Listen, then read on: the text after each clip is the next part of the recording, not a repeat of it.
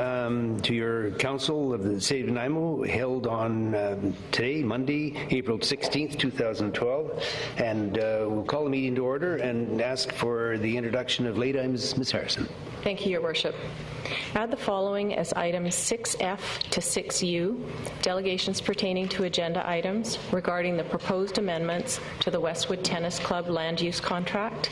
Mr. Richard Rhodes, Mr. Ian Douglas, Ms. Robin Winkler, Ms. Sharon Kofed, Ms. Sheila Anning, Ms. Glennis Wall, Ms. Alexandra Weisflog, Mr. Darren Reed, Mr. Earl Weisenberger, Mr. Michael Egan, Ms. Sheila McMillan, Mr. Bob Alford, Mr. Gaetan Brousseau, Mr. Barton Shorbian, Ms. Marissa Radcliffe, Ms. Lynn Cowan. Add item 6V, delegations pertaining to agenda items, Mr. Fred Taylor, regarding amendments to zoning bylaw 2011, number 4500, containers. Add item 6W, delegations pertaining to agenda items, Mr. Tom Harris, regarding display of vehicles within the railway corridor. Add item 8D, proclamations, National Day of Mourning for workers killed and injured on the job. Add item 19A, other business, Councillor Anderson, notice of motion regarding video recording of Finance Policy Committee of the Whole meetings. Delete item 20A, delegations pertaining to items not on the agenda, Mr. Alan Jorgensen. Thank you very much. Before we start, I just want to point out that delegations dealing with the same subject, which will be the Westwood Tennis Club, as there are more than 5 delegations on that, will be limited to 5 minutes each. Any of the other agendas where there's fewer than 5 will be permitted the full 10 minutes. So with that said, we'll start off, and I'll ask... Moved and second. All those in favor? Opposed? Carried. And you start the adoption of the minutes, I'm sorry, as amended. Move adoption of the minutes. Moved and seconded. All those in favor? Opposed? Carried. And we're going to move into presentations now, which is 5A. And we have Ms. Nancy Addy McKay, KPMG Canada, to provide a presentation regarding the City of Nanaimo audited financial statements. Welcome. Thank you. Very pleased to be here tonight. I'm hoping to give you a bit of an overview of the audit. I realize that you had some material in your package, so I don't propose to go through that step by step, but I thought I would just hit on the highlights, and we will go from there. Sure.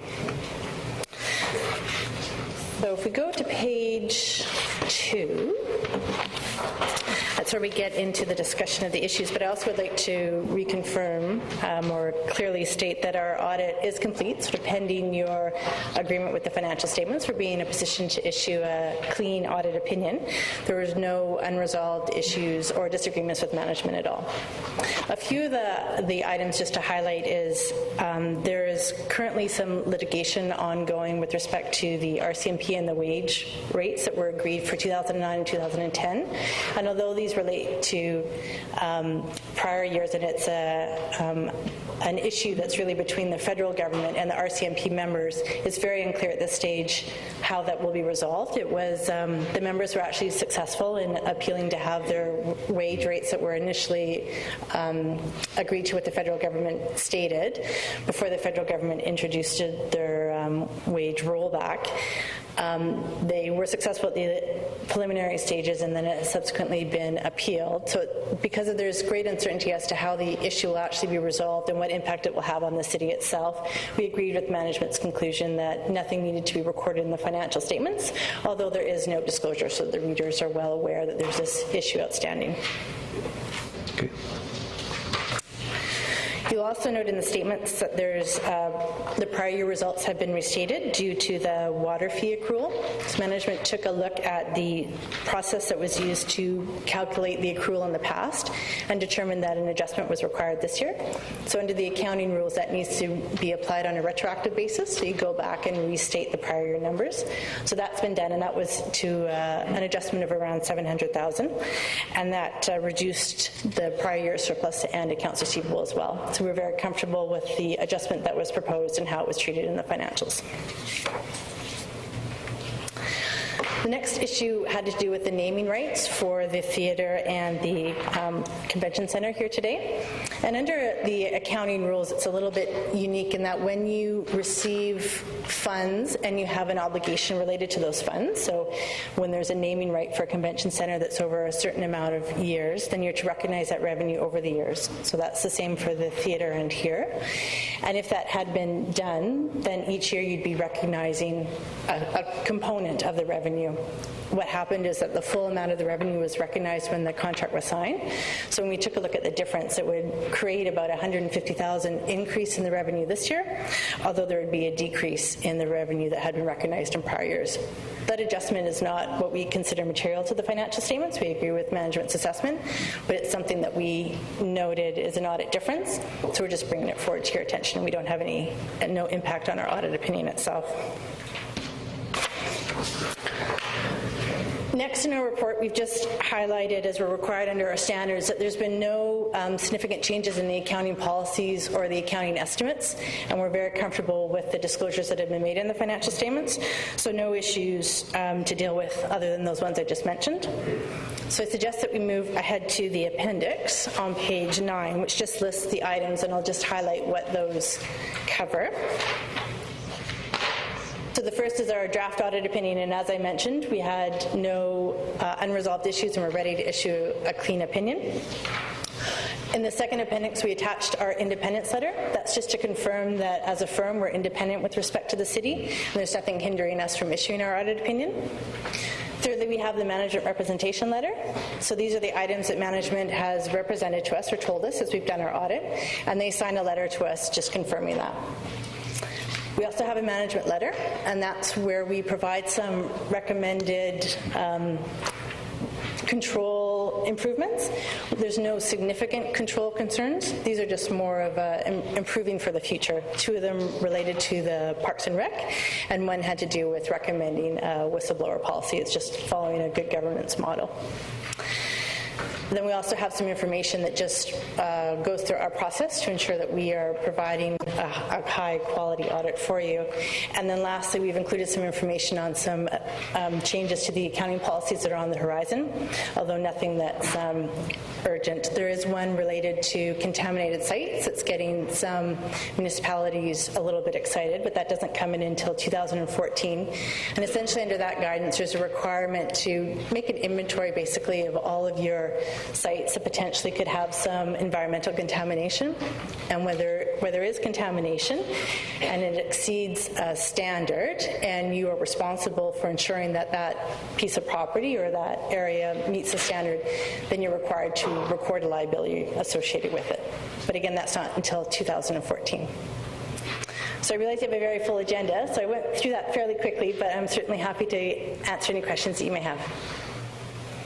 Okay, maybe just a question to staff. There are some other ones, but dealing with that remediation or contaminated sites, are we now in a position to have a record of the ones are we aware of the ones involved?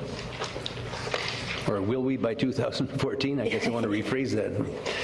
We have varying degrees of awareness of contaminated sites throughout the city of Nanaimo, but we are putting a plan into place this year to start addressing the issues associated with this particular accounting standard.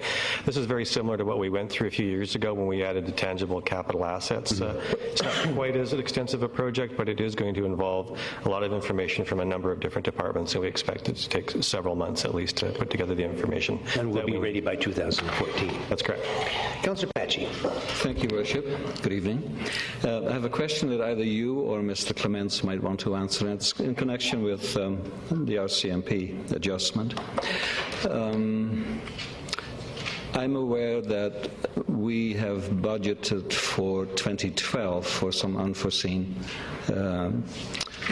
circumstances as far as RCMP wages are concerned. So that when this surprise announcement came not so long ago, it is my understanding that we are fairly well prepared for that in the 2012 budget. going back to 2009 and 2010, where the increases were reduced from 3.5 and 2 to 1.5. We are now a year later, and you are apparently quite happy with the fact that we have done not much to anticipate how that might unfold. And I'm just trying to connect between the two. Your Worship, there's some important information about this that I think that the Director of Finance would want to explain, because it's not quite true that we're not doing anything. Okay, that's fair. Ms. Clemens? Sure, perhaps there may be a bit of a misunderstanding. What the auditors have said is that based on the information we have to date, we're not required to record as an expense in our financial statements that the amount of money that's outstanding for the retro payments. And while we're not required to record that, and I'll let Ms. Eddie Mackay respond on her own after if she wants to add to this, but one of the things we have done is that as staff, we have set up a reserve with an anticipated amount. So we have about $1.25 million in reserve.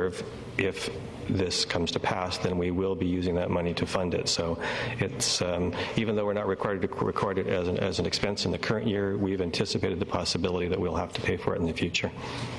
Answered it perfectly. Thank you very much. Councillor Bestwick. Thank you, Your Worship. Thank you for your presentation. Just one question and perhaps a comment, but in your executive summary, you identified that we'll be completing our discussions with Council. I assume that will be forthcoming. That's actually right now. That's it right now? Yes, yep. Then I will ask you my question. With the naming rights of the convention center and the theater, so if I understand correctly, that in 1998 and 2000, respectively, there was money up front, and then over the course of 10 years or 20 years, there would be $80,000 or $100,000 per annum. But we inserted all of that money, although we didn't have it, in line items in 98 and 2007, respectively. So the full amount of the revenue was recognized when the agreements were signed, although not all of the cash was necessarily received at that time. So there would have been a deferred revenue amount on the balance sheet as well. And in that, those dollars that do follow, so it's not recorded twice, obviously. That's right. So it's all been Allocated twice. Yes. It's not being double counted by any means in your financial statements. The timing of it is just different than what it would be under the accounting standards. So under the accounting standards, you'd have it smoothed out equally over the full term of the naming right agreement. Okay, and then just to follow up, if I may, Your Worship.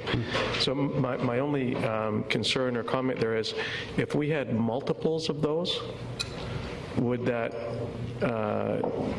and we did it up front, like say in 98 and 2007, if we had multiple naming rights or otherwise that we allocated at the time, could that potentially have had an impact on our operating budget at the time?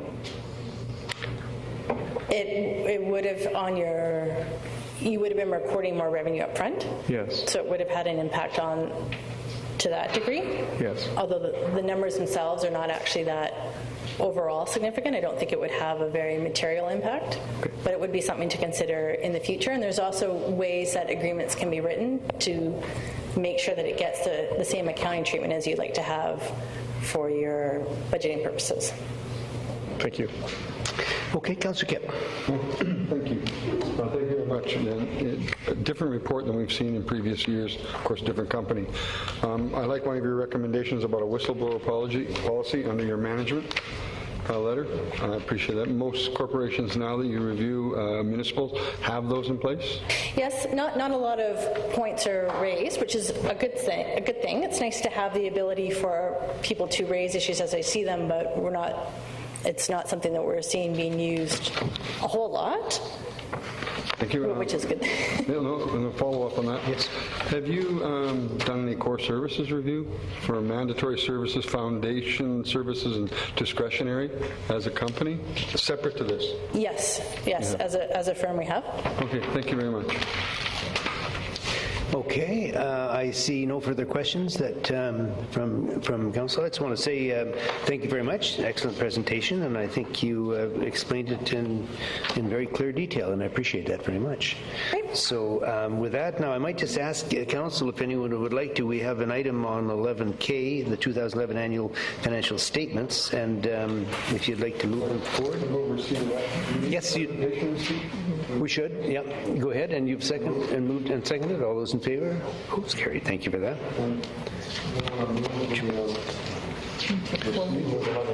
It's 11K if you wish. That's okay. Seconder. 1 and 2. Yep. Second. Move and second. All those in favor? Opposed?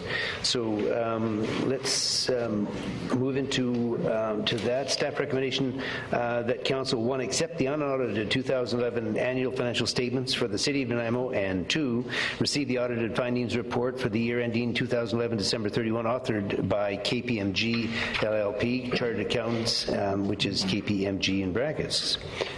Staff's recommendation? Yeah, Councillor Kipp. Oh, has that been moved and Or are you just going to move it then? Was it moved and seconded? Okay, let's move it and let's second it. Do you want to discuss I'd like to it? speak. Go ahead. Your Worship, I was away attending the AVICC, as most of us were this weekend, and received a very thick agenda. I appreciate the work that's been put together and the timing of the report. Personally, I would like to receive the report and have a bit more time to digest it and refer it back to some of the information I have. Accepting it right now, I don't feel personally I've had enough time to review it. I hate to be that way and delay things, but what is the consequence if we just receive it now and then accept it? Mr. Kenny, do you want to venture an opinion here? It'll be before our May 15th deadline for accepting our budget and stuff. So, Mr. Clements? Worship, the deadline for accepting the financial statements is also May the 15th, so this could be received tonight, and the financial statements could be accepted, the auditor's report could be accepted at the next council meeting. Okay, would you like to make it as a motion? well, if it's a friendly amendment to the motion, I would prefer to do that now and have time to review it and then accept it. So, Ms. Harrison? Your Worship, I didn't catch who moved and seconded the original motion, so just we need to confirm. Councillor Greaves and Councillor Kipp. Councillor Kipp moved, Councillor Greaves seconded, or the other way around? And if they are in Councillor favor Greaves of a moved, friendly Councillor Kipp amendment, seconded. if they're in favor of a friendly amendment, that would be appropriate. Sure, they are. I'm friendly to it. Okay. Okay, so do we... John? Go ahead. I'd like to ask through you, Your Worship, to the staff, whether we would require the presence of the auditor for that. I mean, if after review we have some members have questions, to whom are they going to direct the questions if the auditor isn't here? So, Your Worship, we're assuming that questions at a subsequent meeting would be able to be addressed by staff. Even if this had come up later in the meeting, we were authorizing the auditor to go home because it would be several hours before we got to it anyway. So if council would like to have her come back, we could ask her to come back, but I expect that Mr. Clemens and Ms. Coates will be able to answer the questions. Well, then I would expect that council would accept that then on the evening, that would be adequate. Okay. Councillor Beswick. Thank you, Worship. Not to belabor this, my only comment was going to be prior to the friendly amendment, was that we may just wish to deal with these seriatim. That said, we could move Well, it's a forward. friendly amendment. We can probably deal with them. Fair enough. Okay, are we ready to vote on the motion as amended? All those in favor? Oh, do you want it read first? Okay. Ms. Harrison, could you give us the wording, please? The council received the unaudited 2011 annual financial statements and the audit findings report for the year ending 2011, December 31st, authored by KPMG, and refer to a future meeting. Okay, my understanding was that we were going to receive the report tonight, and that on or before the 15th of May. What was the motion that you had? Oh, sorry, Councillor Greaves, did you have that? Before 15th of May, but to have another meeting. Prior to the 15th, it has to be done by then, so we need it before that. I can add that clarification into the motion that it will be prior to May 15th. Right. Ms. Brennan, you're comfortable with that? I'll vote against it, but I'm comfortable with the way it's worded. All right, on the motion, all those in favor? Opposed? Councillor Brennan opposed, the balance of council in favor, the motion passes. We'll go back into presentations now, and we're going to be dealing with item B, number 5.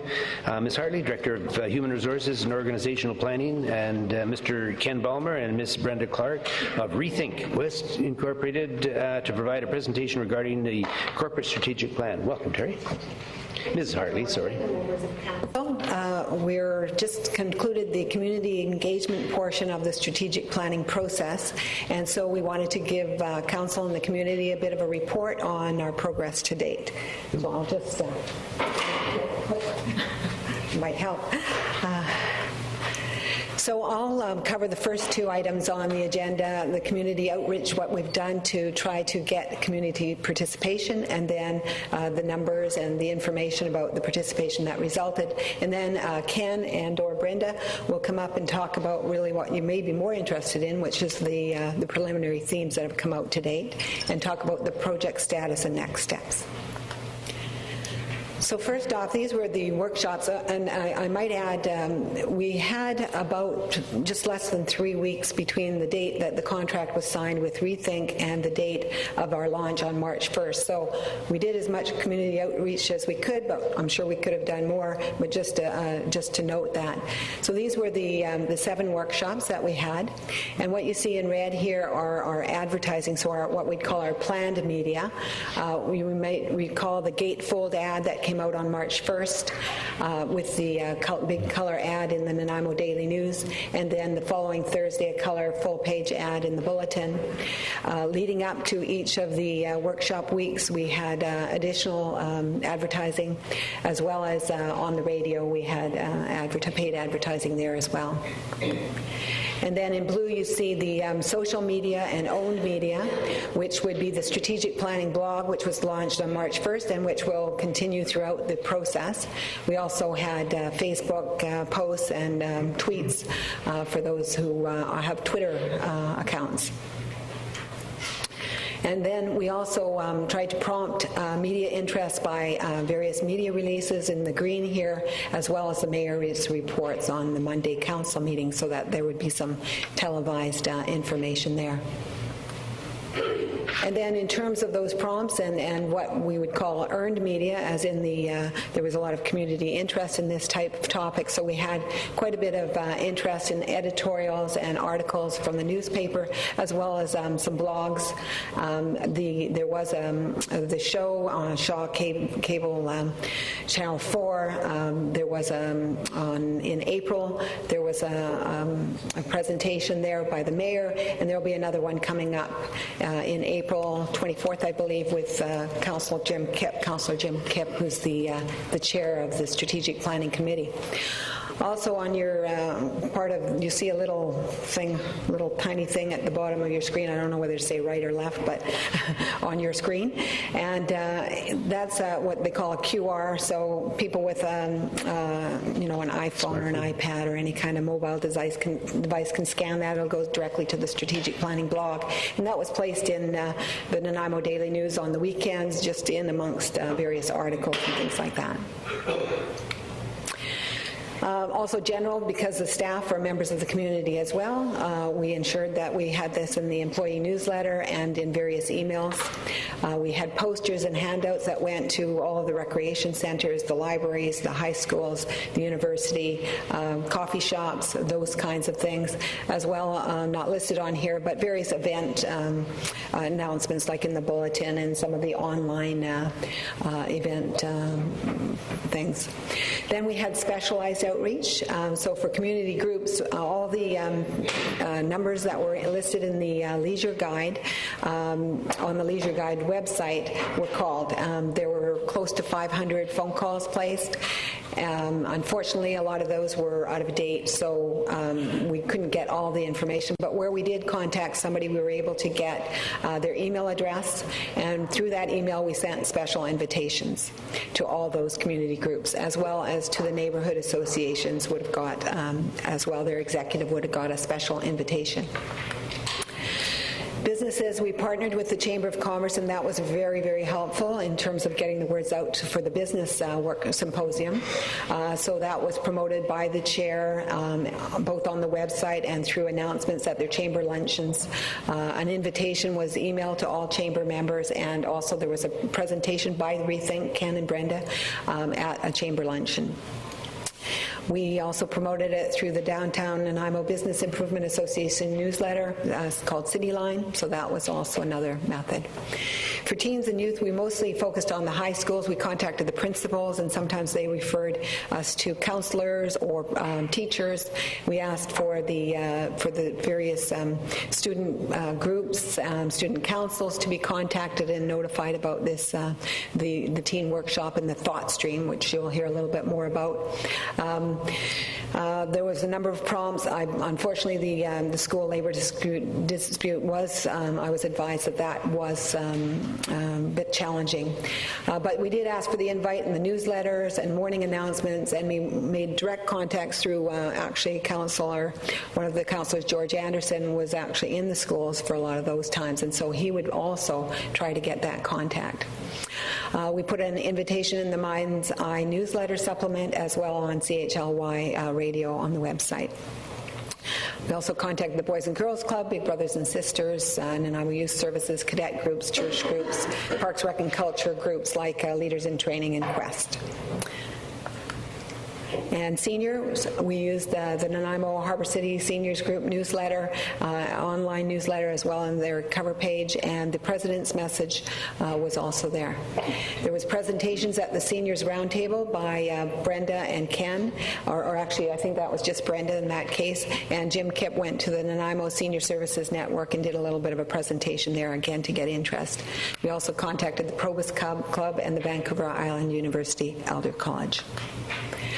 So just before, this is just the first three workshops, and before getting into the numbers, just the question arises, how do you count numbers? Because depending on who's counting and what time in the workshop they were counting, you're going to get different numbers. So what we went by is a sign-in sheet. And we know the sign-in sheet missed people because some people didn't sign in, other people came in late and through another door.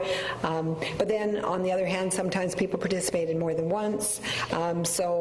We figure that's probably a fair way to count, in my view. So the South workshop wasn't that well attended, but otherwise it was pretty good. Here's some pictures of the workshop. So this is in the Central workshop at the Vancouver Island Conference Center. People are up there listening to Ken do his presentation. This is a pretty poor picture, but it's one nonetheless at the South at the Moose Hall. Here's the north side one, Oliver Woods. There's Councillor Bestwick facilitating a large group, as well as somebody over there in the corner, a staff member, I believe. And then workshops for the community groups on March 27th. We had 76. For the business community, there were 75. Teens and youth, I'll just speak to that one in a minute. Seniors, 41. So the teens workshop, we were scheduled only to have the one on the March 29th. One teacher contacted me and said he had a large group of teens that really wanted to attend, very hyped about it, but he had given them the wrong date. So myself and the assistant city manager went on the Monday and held a workshop for them. So that got the numbers up to 33, so it's closer. And then you add that to the online, and we got a pretty good representation from teens. So the total of participants for all workshops, 368. Now, just to show you the specialized workshops, some pictures here. There's the community groups. There's somebody from the Young Professionals that was facilitating there. The business symposium. There's the teens somehow there. they've lost their title, but the teens at Wellington School. And here's the seniors workshop. You can see the level of community engagement.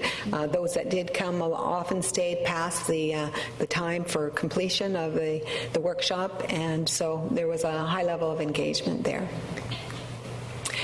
Here's, we collected postal codes at the door, which was a little bit challenging because nobody remembers their postal code when they're asked to provide it. So, but in any event, you can see that we had representation from throughout the city. Oh. I don't know if it's the screen or what, but somehow our numbers got a little thrown off. But there was this thought stream, which was an online survey for teens where they threw out their ideas and later they voted on them. So there was another 16 teens that participated in that. So if you add it to the 33 at the workshops, you had a pretty good number there, close to pretty much the same as the seniors.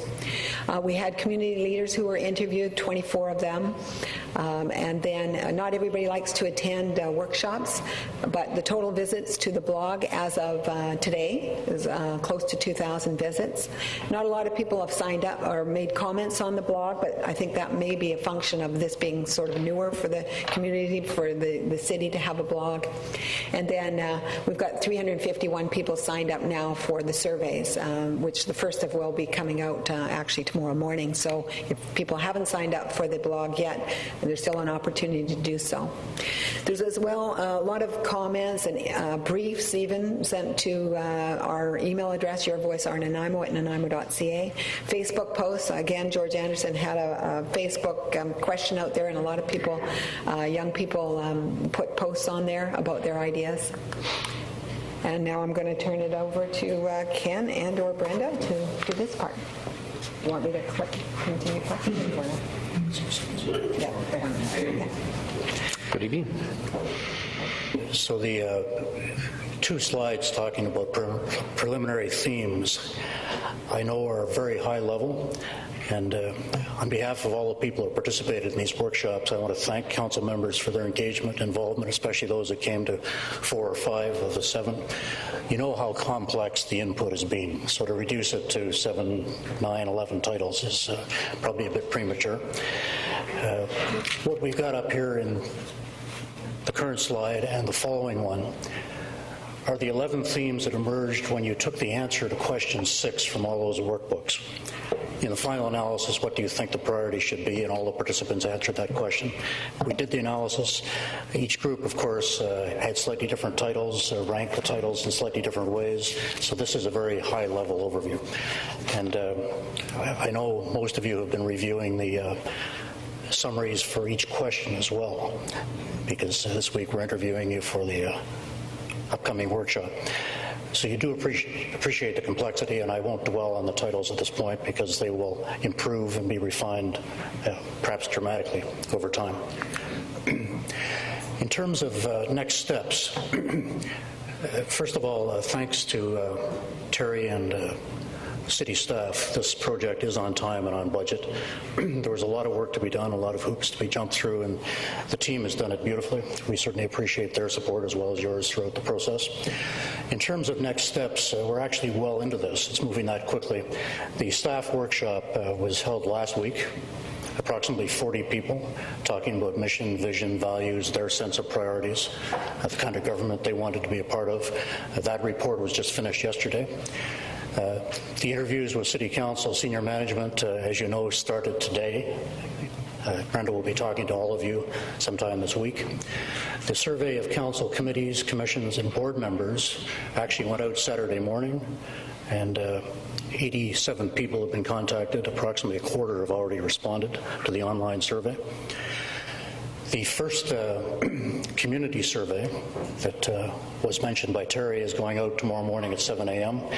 The deadline for signing up through the blog was, well, it's midnight tonight. Basically what we're doing there is taking all the answers to the 6 questions that were asked during the workshops and asking people to reflect on the mass of responses, not just their response at their particular workshop, and do some prioritization for us. We're very much looking forward to that. And of course, all that feeds into the council and senior leadership workshop at the end of the month and the second half of that a week later. So again, thanks to everybody's participation. We're on target, and I think you can feel proud of this process. You opted for a community engagement process, and the community has been engaged. Thank you. Thank you very much. Ms. Hartley, is there any further on this one? And because I think we also have something we were going to... Just any questions is all. Yep, we have a couple so far. Councillor Bestwick. Thank you, Bishop. Very quickly, thank you for your presentation. The preliminary theme slide was the 7 items. Are they in any particular order, or top to bottom, or just random?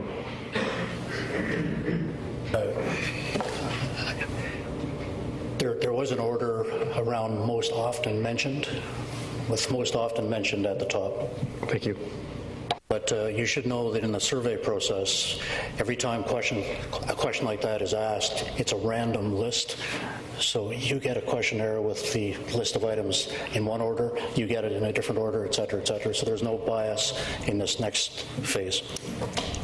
So that's, sorry, Your Worship, if I may. So that said, rising to the top with different series of questions, or the same questions but in different order or pattern, would suggest that those topics, in the order that they were from top to bottom, are the most responded to in order of top to bottom. Is it? Just to clarify, on these slides is alphabetical order. There's 11, so 2 slides, and they're all in alphabetical order. My just for the apologies. community's information.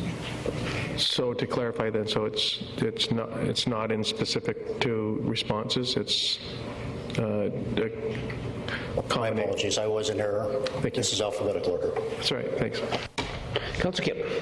Does anybody else want? Yeah, is there any other comments from or questions from council? I think Councillor Kipp has a comment you'd like to make. Thank you. Seeing none, go ahead. I just have a couple of wrap-ups. Now that this phase of the process is completed, I'd like to take a minute just to thank people on behalf of the Strategic Planning Committee, both Councillor Grieve and Councillor Johnson and the whole of council. The community has been involved. They came out for workshops and participated in our strategic plan in some way. It's important that council knows what the community wants in this, and I hope there will be continued strong participation in the community survey that's coming up in our June 6th wrap-up session. I'd also like to thank those who acted as table facilitators at the regular workshops. That included students from VIU, their geography program, members of the YPN, the young professionals, council and staff members, and the workshop participants who stepped up and helped out when they were needed. So it was important, and a lot of people helped out. I also want to express thanks to Kim Smythe of West Coast Communications and Event for assisting staff with this. The Chamber of Commerce has participated too. Tammy Tour for the graphics she did on our Your Voice and Our Nanaimo ad, and all those in the media who helped with the coverage and increased public participation. Thanks also to the staff members throughout the city who are involved in booking rooms, refreshments, making telephone calls to various groups, putting up posters all over town, and helping in all the other community outreach that's taking place during this phase of the strategic planning. I'd really like to thank Ken Ballmer and Brenda of Rethink, Brenda Clark, and of course Terry Hartley has put in an extraordinary effort. I think some of her other work might be lacking because she's so focused on this, but it's really important. She's done a great job. I'd just like to say thanks to everyone, and I hope more people get involved. Thank you. Thank you, Councillor Kipp. Well said indeed. Okay, we'll move into delegations. Item 6 pertain to agenda items, and remember when we get into those items that are going to deal with Westwood Tennis Club, you're limited to 5 minutes. That means 5 minutes. So let's start in the first delegations pertaining to the 2012-2016 financial plan, and we have Mr. Robert Fuller. If you'd like to come forward, sir. Robert Fuller, 3350 Hammond Bay Road. Once again, I'm coming before Council to speak on the financial plan that will guide us into the near future. I suppose you could call me persistent, but it is my love for this city, which has been my home for the past 23 years, that is the reason that I do this. We are truly gifted, and I have hopes that this city and everything about it will provide the stunning backdrop for a bright future for my children, if they so decide to make this place their future home. It is my concern for my home and our city that leads me to address council, even though it seems that sometimes it's like running with my head down into a big tree. I've watched the financial plan seem to grow in leaps and bounds from when it was first presented. I'm looking at the city debt increase, and I'm seeing my residential taxes and service fees balloon seemingly out of control. I find this rather disconcerting. I have suggested to council certain ways to alleviate this burden. From the massive wage increase that council voted themselves last spring, talk about letting the fox in the hen house, to the communication person spin doctor. If I'm conversing with someone or need an opinion from an elected official who represents my best interests, I want to hear the goods from their mouth, not some glitzed up version. You can put lipstick on a pig, but it's still a pig. Don't get me wrong, sometimes some things, such as the conflict of interest policy, deserve merit, if not abused. Recently, we have been going through the process of strategic planning workshops. One of the constantly reiterated points that I heard in the group that I was involved with was brought forward was accountability and fiscal responsibility. The end results of these workshops and the financial plan about to be signed and acclaimed should hopefully guide this city forward to a bright, prosperous future for all our citizens. And hopefully we will not fall into the financial drama currently besieging Victoria. And I sure don't want to hear a future mayor of this city crying out for a taxpayer revolt. I believe the one option left out of this future planning is for council to endorse the final piece of the puzzle. That is an independent core review of city services from top to bottom to ensure that tax-paying citizens of whom you represent are getting the best bang for their hard-earned taxpayer dollars. One other personal question that I posed approximately a month ago has remained unanswered. I would like to know, and I'm sure you've possibly been thinking about this by yourselves or in groups, was what possible ways have the mayor and council sought to alleviate the tax increases that are about to come upon the citizens of Nanaimo? Thank you very much. Thank you, sir. I see no questions. Now, the next, is there anyone else that would like to speak to matters related to the 2012-2016 financial plan? And seeing none, we'll move into our individual presentations here. And the first one we have is Ms. Karen Streeter, Vancouver Island Exhibition Board member. Welcome, Ms. Streeter. You have up to 10 minutes. Oh, there's more than one. Sorry. Welcome you all, as they say. Thank you.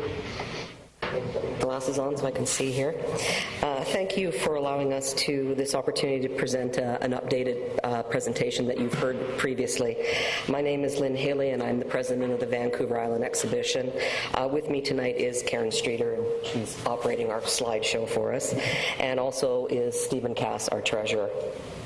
A few weeks back, there was a vote held regarding a proposal to build an agricultural center at Bevan Park. While we were obviously disappointed that the proposal was declined, what concerned us more were some comments that were made regarding the usage of Bevan Fairgrounds and the VIX, that we only use it for 2 weeks a year and the rest of the time it's a big storage site. This may have been a fair comment 5 to 10 years ago, but we hope to enlighten you to the changes over the years to the VIX and what we have planned for the future. And at the completion of this presentation, we hope that you will reconsider your previous decision. The Vancouver Island Exhibition has been bringing the island community together for over 118 years. Agriculture is an important element of every community. There is a need to increase urban farming in communities. Therefore, there needs to be resources to help community members accomplish this task. Currently, there is no facility on Vancouver Island that focuses solely on agriculture, where community members can learn. An agricultural centre would provide a designated physical space to meet these needs and teach community members about agriculture. As time evolves and more farmland is being used for urban development, the industry of farming is changing. The VIX values the farming industry and is striving to keep farming alive by teaching community members about the history of agriculture, where it is today and where it will be tomorrow. Our mission is to address the needs of our community partners and work with these communities to deliver education, technology that enrich the lives, the land, and the economy of Nanaimo. The building is our vision, is a vision that we believe delivers the needs of the community. So when you think agricultural, think diversity. From our annual fair to community gardens to teaching programs, a year-round farmers market, 4-H programs, horse events, dog shows, rodeo events, seed exchange programs, and the Pumpkin Festival. The Agricultural Centre could accommodate them all and more. Agriculture is more than animals, it's also education and information. The Agricultural Centre has been designed to easily convert into space to accommodate animals with our portable pen system. The centre would also be applying for a disaster relief designation for both families and animals, and we'd be able to accommodate animals quickly with our stalls and portable pens. Also, the centre would be built to current earthquake-proof specification. Currently, the barns as they are right now are used for a relief centre or a safe for Nanaimo Correctional Centre in the event of a disaster. So it is already in that usage. The centre is a nonprofit educational, multi-use, year-round facility designed to encourage both children and adults to learn about sustainable agricultural life. We will provide educational activities to raise the understanding and importance of agriculture in our everyday lives. Our purpose is to enhance the community spirit, quality of life by working with farmers, local businesses, individual citizens, to promote sustainable economic growth and to provide a broad range of educational programs that are of benefit to farmers, rural and urban residents, community leaders, homemakers, parents, and youth. Our programs will focus on traditional and the changing needs in the areas of agriculture, home economics, community, and rural development. We will be providing citizen and leadership development opportunities to youth through inner-city 4-H programs, horse programs, in conjunction with School District 68. According to Jenny Horn, an agricultural research at Vancouver Island University, there is a need for a resource centre on Vancouver Island. A 2009 feasibility study revealed there is a growing demand for food that is grown, processed locally in a manner that is environmentally sustainable. Through the study, it was recognized that there are gaps in services to support agricultural initiatives. At present, VIU does not have an agricultural program, but a partnership opportunity certainly exists. Presently, the VIU Centre for Continuing Studies offers a limited number of agricultural classes to community members. It is felt that perhaps these classes could be moved to the VIX Agricultural Centre. Our vision of the area and the building could provide advanced economic viability, local food production, socially responsible and environmentally sustainable practices, agricultural production, value-added processing and direct farm marketing, culinary arts, agritourism, consumer and health education, home-based food production, processing and preserving, and food safety, biosecurity, and food security knowledge. A second use for the centre would be an agriculture museum to display artifacts showing the history of agriculture in Nanaimo. Interest for such a museum has actually been expressed by local citizens. Both of these concepts, a resource educational centre and a museum, could be used as an economic driver to attract tourists to the Nanaimo area. There are several partnerships that VX has developed that would be involved in the promotion of the agricultural center. You'll have those letters attached at the back. The Nanaimo Equestrians Association, which provides equestrian shows and education. The Nanaimo Kennel Club, which has over 300 members, and other dog groups have expressed an interest in being the anchor tenant in this, and see their attached letter. The Cedar 4-H group, which will offer 25 programs to inner city youth, such as a computer club, photography, leadership, small engines. They also operate an interactive summer 4-H barn at the VX during July and August, which is open to the public. The VIX and Bourbon Urban Gardens, which received $40,000 through the Parks and Recreation VIP funding, giving the garden a value of $181,000. In Character and Island Haunt operates a haunted house during the fair and Halloween. The Bowen Road Farmers Market could be operated all year round. The Vancouver Island Pumpkin Festival is held each October, which attracts 5,000 plus community members. Initially, the primary target group for the Agricultural Center will be school children. We have developed an agriculture in the classroom teaching curriculum for both junior and senior students. This program was presented to local Nanaimo schools by the Job Creation Program participants that we hired, and it was well received by both students and teachers.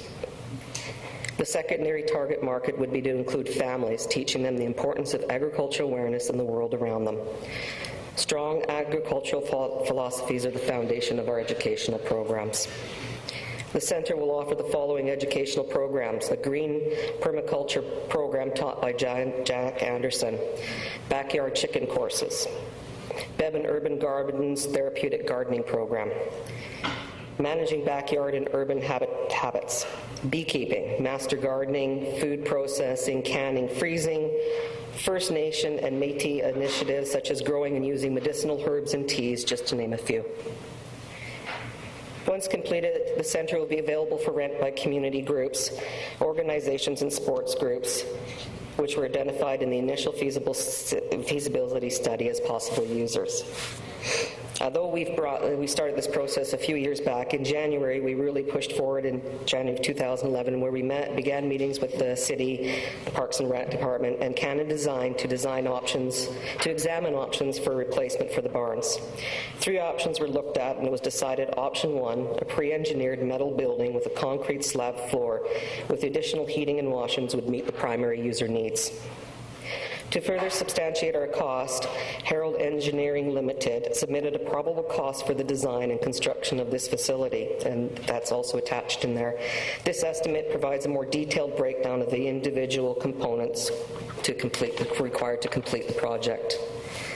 In addition, the capital expenditure required to build the facility, we estimate that yearly operating costs associated with the building is approximately $22,000 a year, or $1,800 a month roughly. Funding. I need to make this perfectly clear. The Vancouver Island will take the lead role. The Vancouver Island Expedition will take the lead role in securing all necessary funding for this project prior to the commencement of any construction. The sources of funding are as follows: benefactor contributions, building naming rights, government grants, in-kind donations, fundraising activities, and obviously, as previously, the City of Nanaimo for $300,000. At this time, we can only estimate the funding sources, as the majority of funding resources cannot be applied for until we have a letter of intent from the City of Nanaimo for approval to build on the leased land. In conclusion, we know that agricultural education may not seem mainstream, especially in an urban environment, and that there are many that still don't understand why it's such an integral part of our lives. But there are communities that are already recognized that agriculture is still a very important part of everyone's everyday life and appreciate the need to continue the tradition on. So more importantly, we feel that Nanaimo has the opportunity to be a leader and the forerunner with the establishment of this new and exciting multi-use year-round educational agricultural center, which will not only benefit Nanaimo but all communities. In order to continue our pursuit of this vision, we would appreciate a commitment from the City of Nanaimo with an approval in principle to build the facility, a long-term lease agreement With these two approvals, we can begin the process of seeking the necessary funding that we mentioned earlier. We also request a $300,000 contribution from the City of Nanaimo as an investment in the urban agricultural community. Thank you. Okay, thank you. You're just a little over the time, but we do have questions for you. Councillor Anderson. Thank you, Mr. Chair. And thank you for coming, and thank you for the nice conversation we had yesterday. I think it's really important that we do invest in agriculture and education and all of these types of things. One of the things I wanted to know was, do you know how many people currently use the facilities at Bedman? How many people currently? Yeah. We have the dog, Nanaimo Kennel Club that uses it now. We have another dog group. We have the Bowen Road Farmers Market. We have the NEA, Nanaimo Equestrian Association. Help me out, Stephen. What am I Just for clarification, were you looking for the number of groups or the actual number of people that attend? Number of groups. Number of groups, okay. So as opposed to the comment that was made in February that it sits empty for... Yeah, and that was a fair comment 5 to 10 years ago, but we have moved towards renting it out and using that facility more. And a follow-up, this one is to staff. In regards to the staff report that we received in February in regards to the structure to be built, there was a paragraph that had said that the building would have to be moved, potentially? Well, the existing barns, where the building would go, the existing barns have to be removed. Is that what you're indicating? Yeah. So where would the barns be moved to? Is one of the questions that I do have. The barns would be destroyed. They'd be removed. Okay. They've done their time. Okay. And this building would replace those barns. Okay. Thank you. And the last question I have to you is: should council not give the funding to the VIX? What are your plans to proceed with this? We will continue to move forward and seek that funding elsewhere. We think it's important that the fairs stay where they are, where the grounds. Thank you. You're welcome.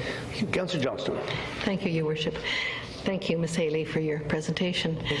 You started your presentation this evening by asking Council to reconsider your appeal, and I think we should probably clear that up. That a bit of a misstatement that after your first presentation or Ms. Streeter's presentation, we asked the Council put forward a motion to have Parks, Recreation and Culture put together a new Bevan Park redevelopment plan. Okay. And that is going to be starting in early January 2013.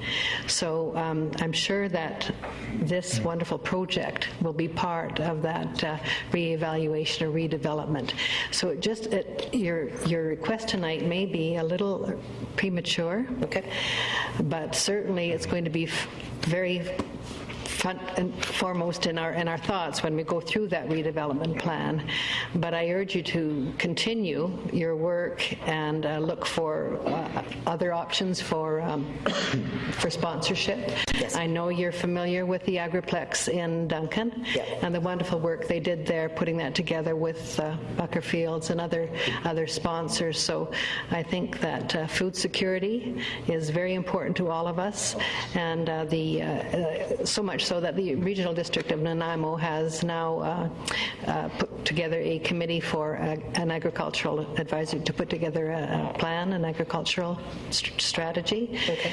Education about agriculture is very much needed, and that is one of the things the farmers in the area are saying, is that they're having a great deal of difficulty keeping young people on the farms. So your partnerships with VIU and everyone involved is very important. So thank you. Thank you very much. Thank you. Councillor Patsy. Oh, sorry. Thank you, Worship. Good evening. We've got 3 more, so don't rush away. I think your delegation is very timely. All of us were in Ucluelet this weekend, and yesterday we listened to a really important address by Michael Buchanan, who is the head of the Agricultural Land Commission, who assured us that the Agricultural Land Reserve is here to stay.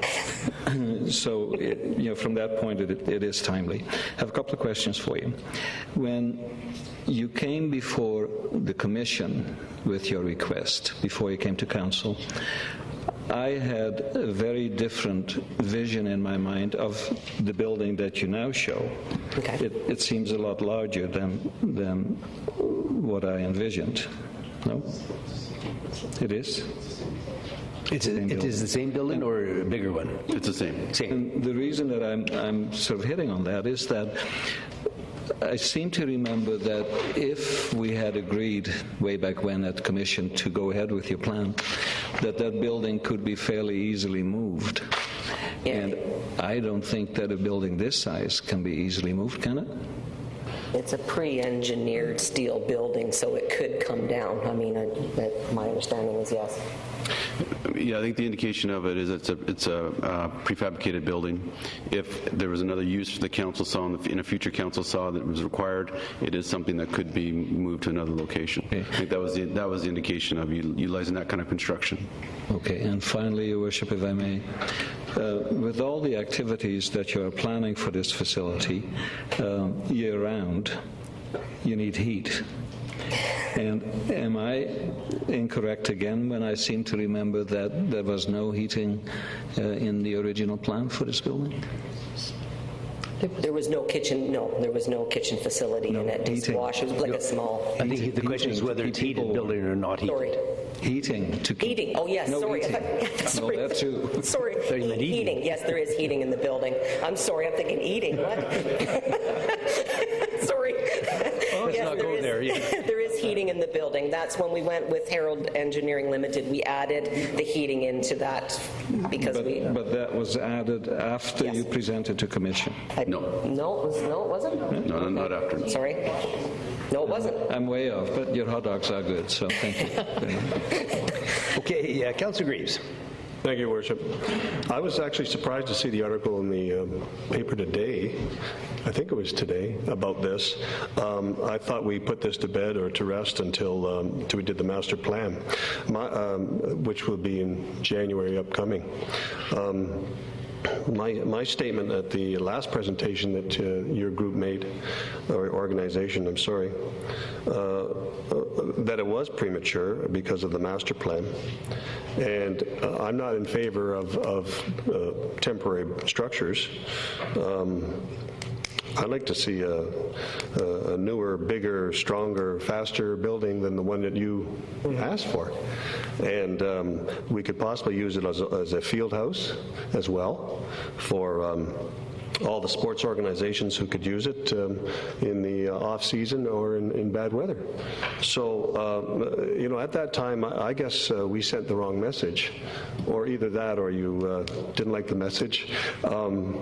The answer wasn't no. We just want to know what it's going to look like at the end of the day with the master plan at the end of this year. So the answer is not no. We're just on hold until we get that master plan finished.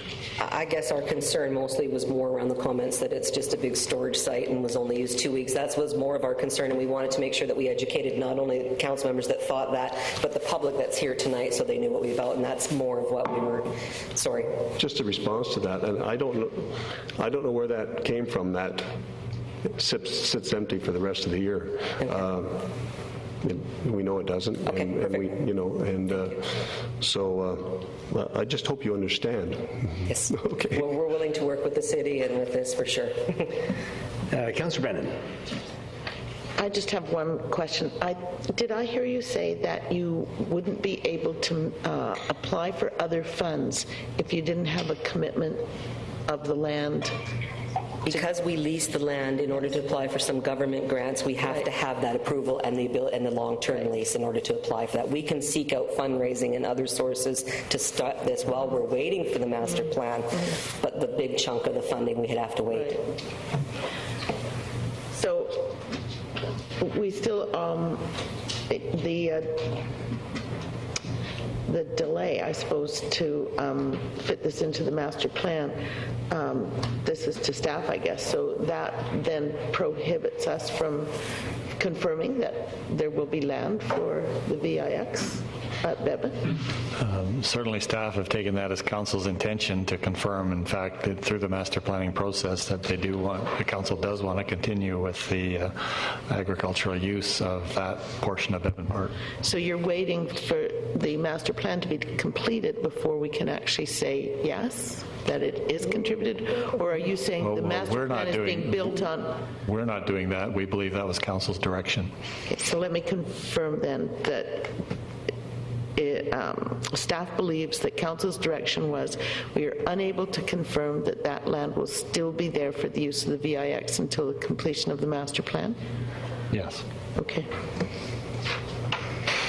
Okay, I see no further questions on it. I'm just going to say that, I am kind of curious. Well, maybe I do have a question. How long has VIX been in that particular location now?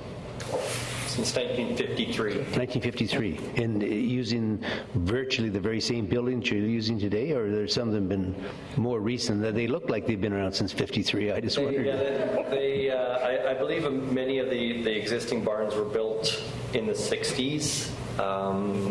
After the VIX took possession of the lease area. Okay. Most of the barns were built at that point in time, yeah. Well, I just want to comment that, I know the VIX has really a very large committed core of volunteers, and I think you do an excellent job. And, I'm supportive. I'd like to see it continue on, and if it's possible to develop a building that has the remote possibility of being moved, it's desirable. But it's a huge building, and I guess it would require some very special engineering. But I wish you well, and I support what you're trying to do. I think it's great for this community. Thank you very much. Thank you. Second. All those in favor? Carried. Next delegation, Mr. Serge Vaillancourt, regarding the proclamation for National Organ and Tissue Donor Awareness. Welcome, sir. You have 10 minutes. Thank you. I am 6 years post-liver transplant recipient, and there are some undeniable truths, and I'm a testament to how organ donation does work.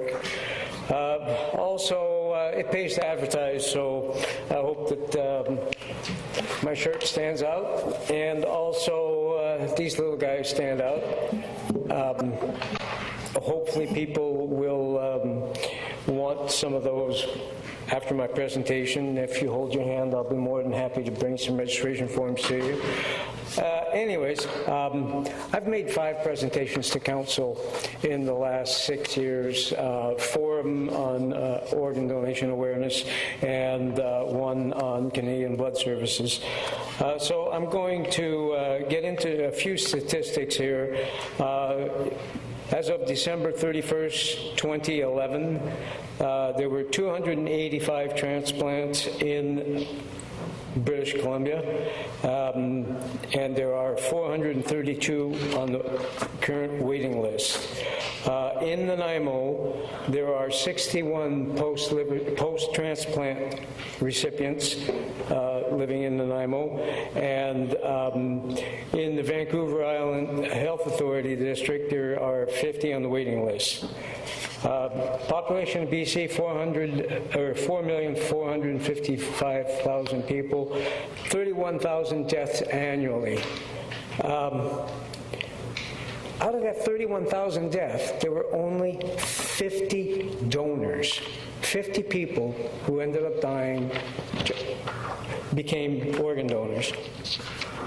Not because people don't want to, because only 1% of the people who die can be considered for organ donations, and only 1% of that 1% actually end up becoming donors because of medical conditions or consent.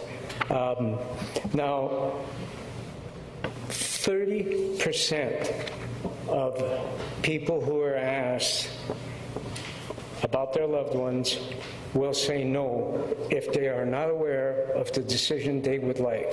Now, I've verified that information with Mr. Thomas Moen, and he is the executive officer of One Legacy out of Los Angeles, California, because I got that out of a newspaper article that I read, and I wanted to make sure it was factual so that I would not be quoting something and misleading people.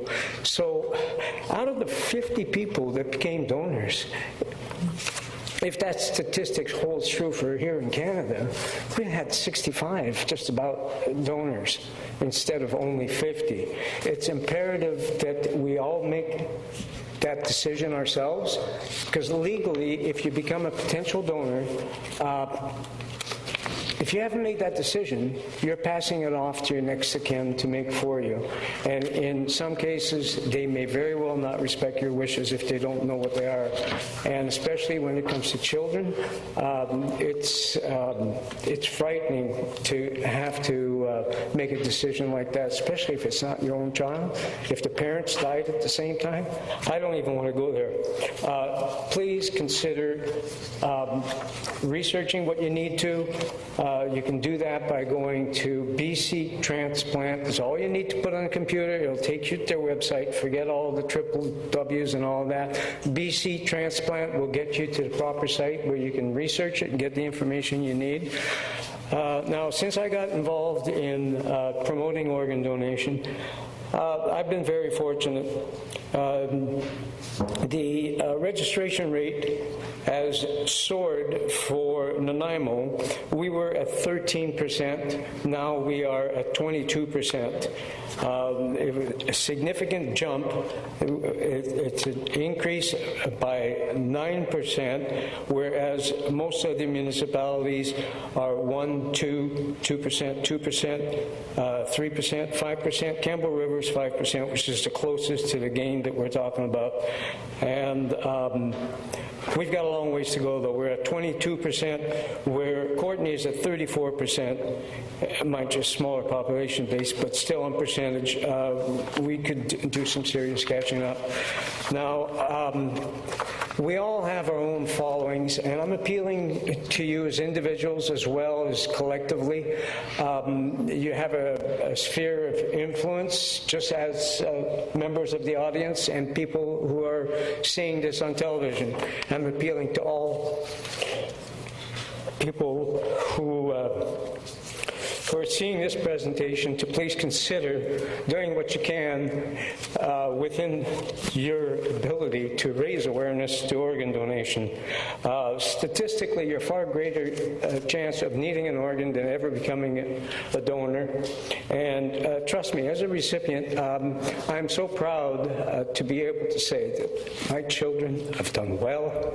I can only imagine if I had passed away 6 years ago, what their life might have been like. My son just graduated with honors. My daughter's doing really well. And trust me, it's near and dear to my heart.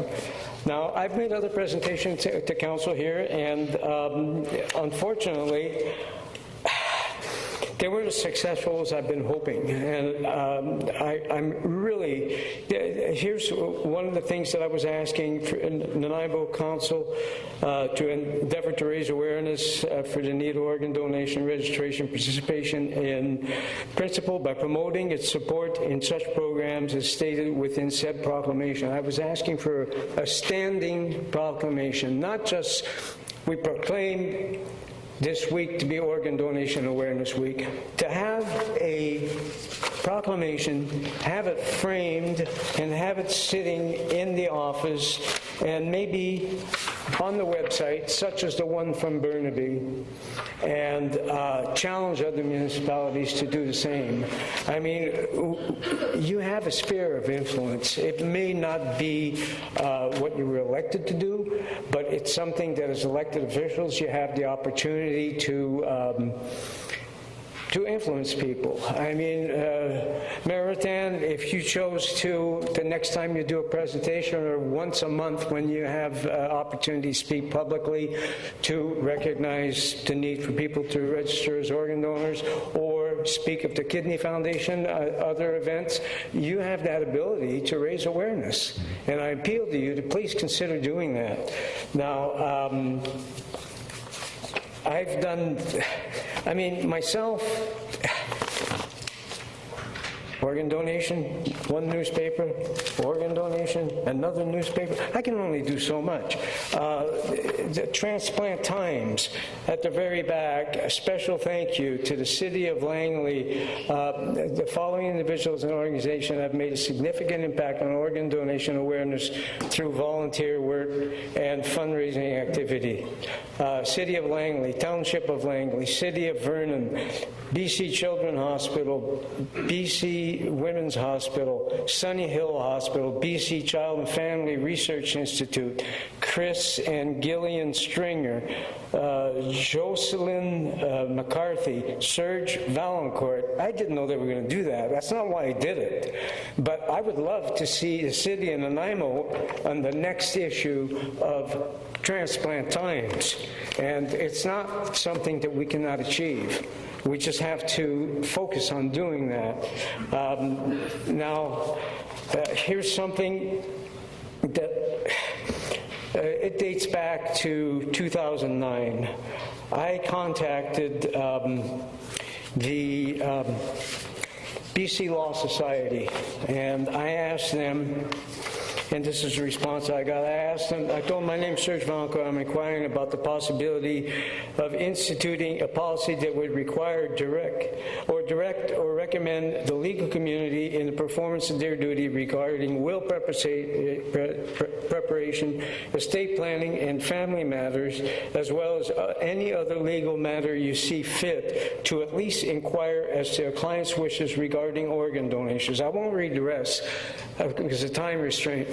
But the reply that I did get was, thank you, Mr. Valancourt, for your email. I have raised your issue with the practice advisor, who is also editor of the practice checklist manual. The checklist identify a number of issues that lawyers should consider discussing with a client in conjunction with specific types of retainers. We believe that your suggestion, in connecting with organ donation is an appropriate item to include in the practice checklist of wills and estate, and will be included accordingly. I mean, it's amazing what you can do if you try. How many people have been asked to make that decision as a result of this endeavor? I've also, unfortunately, made a presentation to council here where I asked them to forward information regarding... Okay, Mr. Valancourt, you're well over 10 minutes now, and there's 22 people more to hear from behind you, sir. Pardon? So your time is up. It's over 10 minutes. We have 22 people left to speak. Okay. So if you could wind it up, please. So anyways, in closing, I will just thank you for the opportunity to speak, and I will ask you if you have been contacted regarding the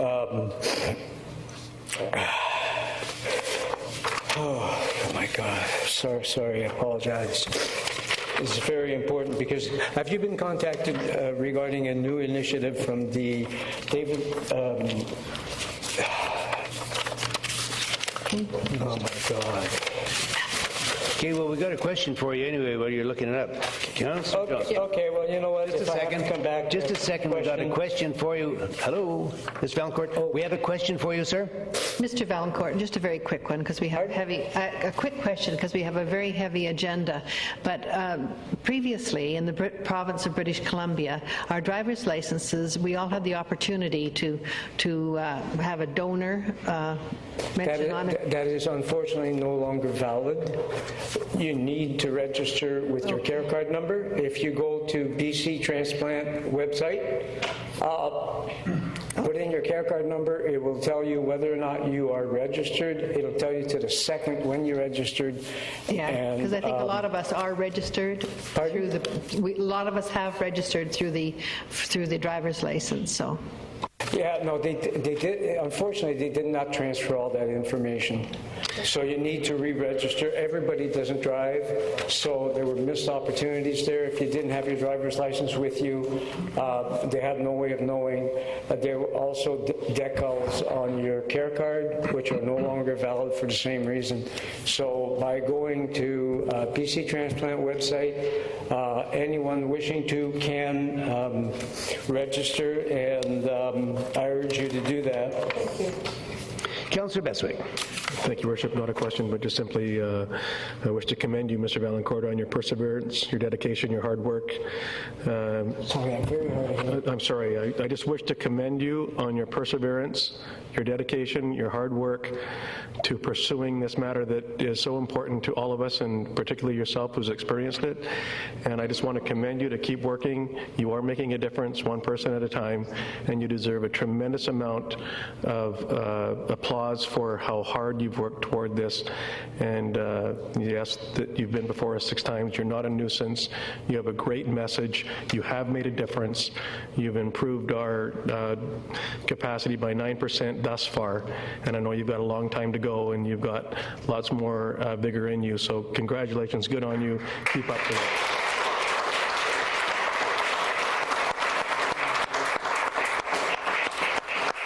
Okay, sir. Thank you very much. Thank you so much. I do speak from the heart, trust me, and hopefully I'll find what I wanted to share with you, Mayor, because I believe you will value that information if I have to give it to you after. Thank you, sir. Okay, the next delegation is Ms. Marianne Gisler, and Ms. Gisler, that you have up to 5 minutes as a delegation on the same subject. 5 minutes. Your Worship and members of the Council, my name is Sister Marianne Giesler. I reside at the House of Bread Monastery located at 2329 Arbot Road. I'm speaking as the Director of the Bethlehem Retreat Center located at 2371 Arbot Road. The Retreat Center is owned and operated by the Benedictines of Nanaimo, which is a charitable organization. The Bethlehem Retreat Center is a ministry of the Benedictines of Nanaimo and is a nonprofit organization. I would like to say a few words about the purpose and the work of the Retreat Center for the benefit of the new council members present here. The Bethlehem Retreat Center has been serving people in Nanaimo, across Canada, the United States, and internationally since 1987. Persons and groups that come to the Bethlehem Retreat Center represent varied spiritual paths from Christian, Buddhist, Hindu, and other traditions, as well as those who would describe themselves as spiritual but not connected with established traditions. Individuals who come stay for a day at a time, a week at a time, and even a month at a time. Essential to most of these groups is space and quiet that supports reflection, journaling, meditative walking, and or prayer in a natural environment. There are persons who come to the Retreat Center in order to have some time away from their everyday busyness and demands of life. These individuals may be young mothers who need a bit of time for themselves, persons dealing with the loss of a family member or friend, writers who want uninterrupted space and time, or simply persons who find nourishment and encouragement at a place like Bethlehem.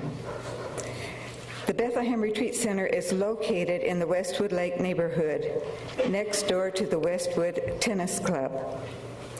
Over the last 25 years, these two businesses have been able to coexist as neighbors in relative harmony in spite of their different goals. It is very important to us at the Bethlehem Retreat Center to continue in this same spirit of peace and harmony. As you are aware, since the City Council meeting last October, 2 of the city staff members, at your request, have been facilitating separate meetings with representatives of the Westwood Lake neighborhood, the Bethlehem Retreat Center, and with the Westwood Tennis Club.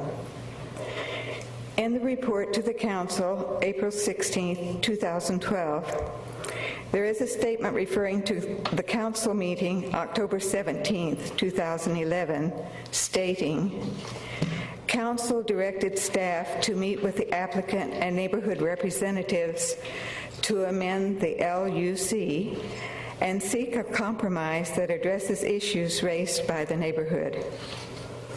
When the process of meetings began between the city staff and the groups involved, namely the representatives of the Westwood Tennis Club, the representatives of the Westwood Neighborhood and Bethlehem Retreat Center, the understanding of the neighborhood representatives was that the process being used there would at least be a final meeting together, face-to-face, of all the participants involved.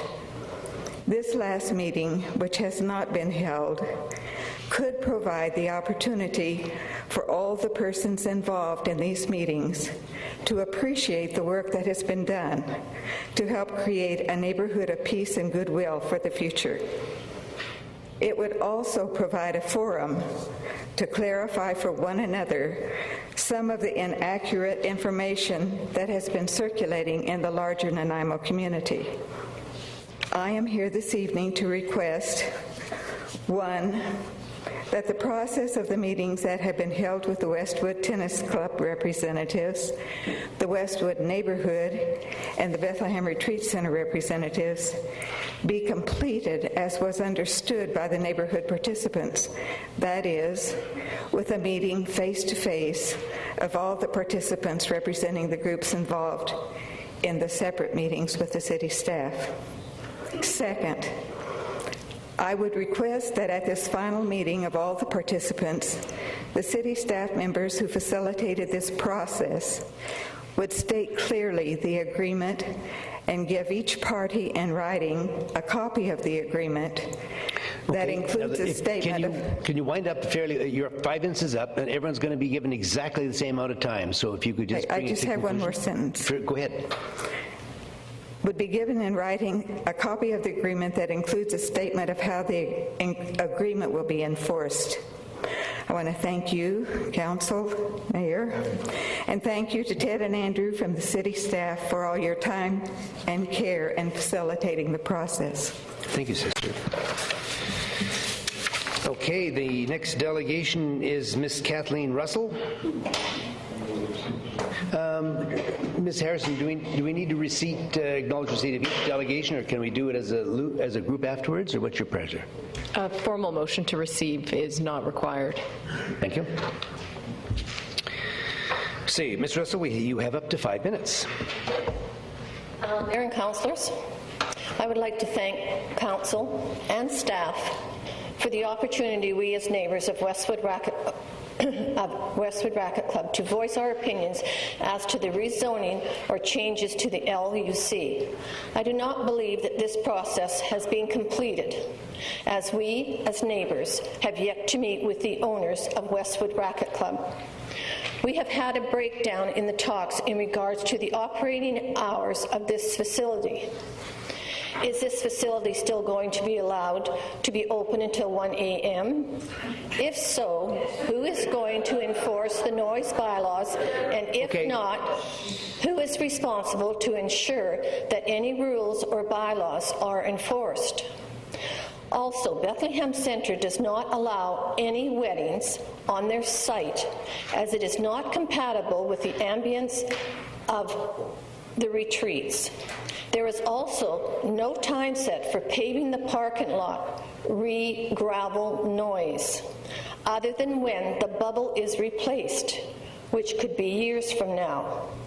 The original LUC stated that all development on this site was to be completed by 1982.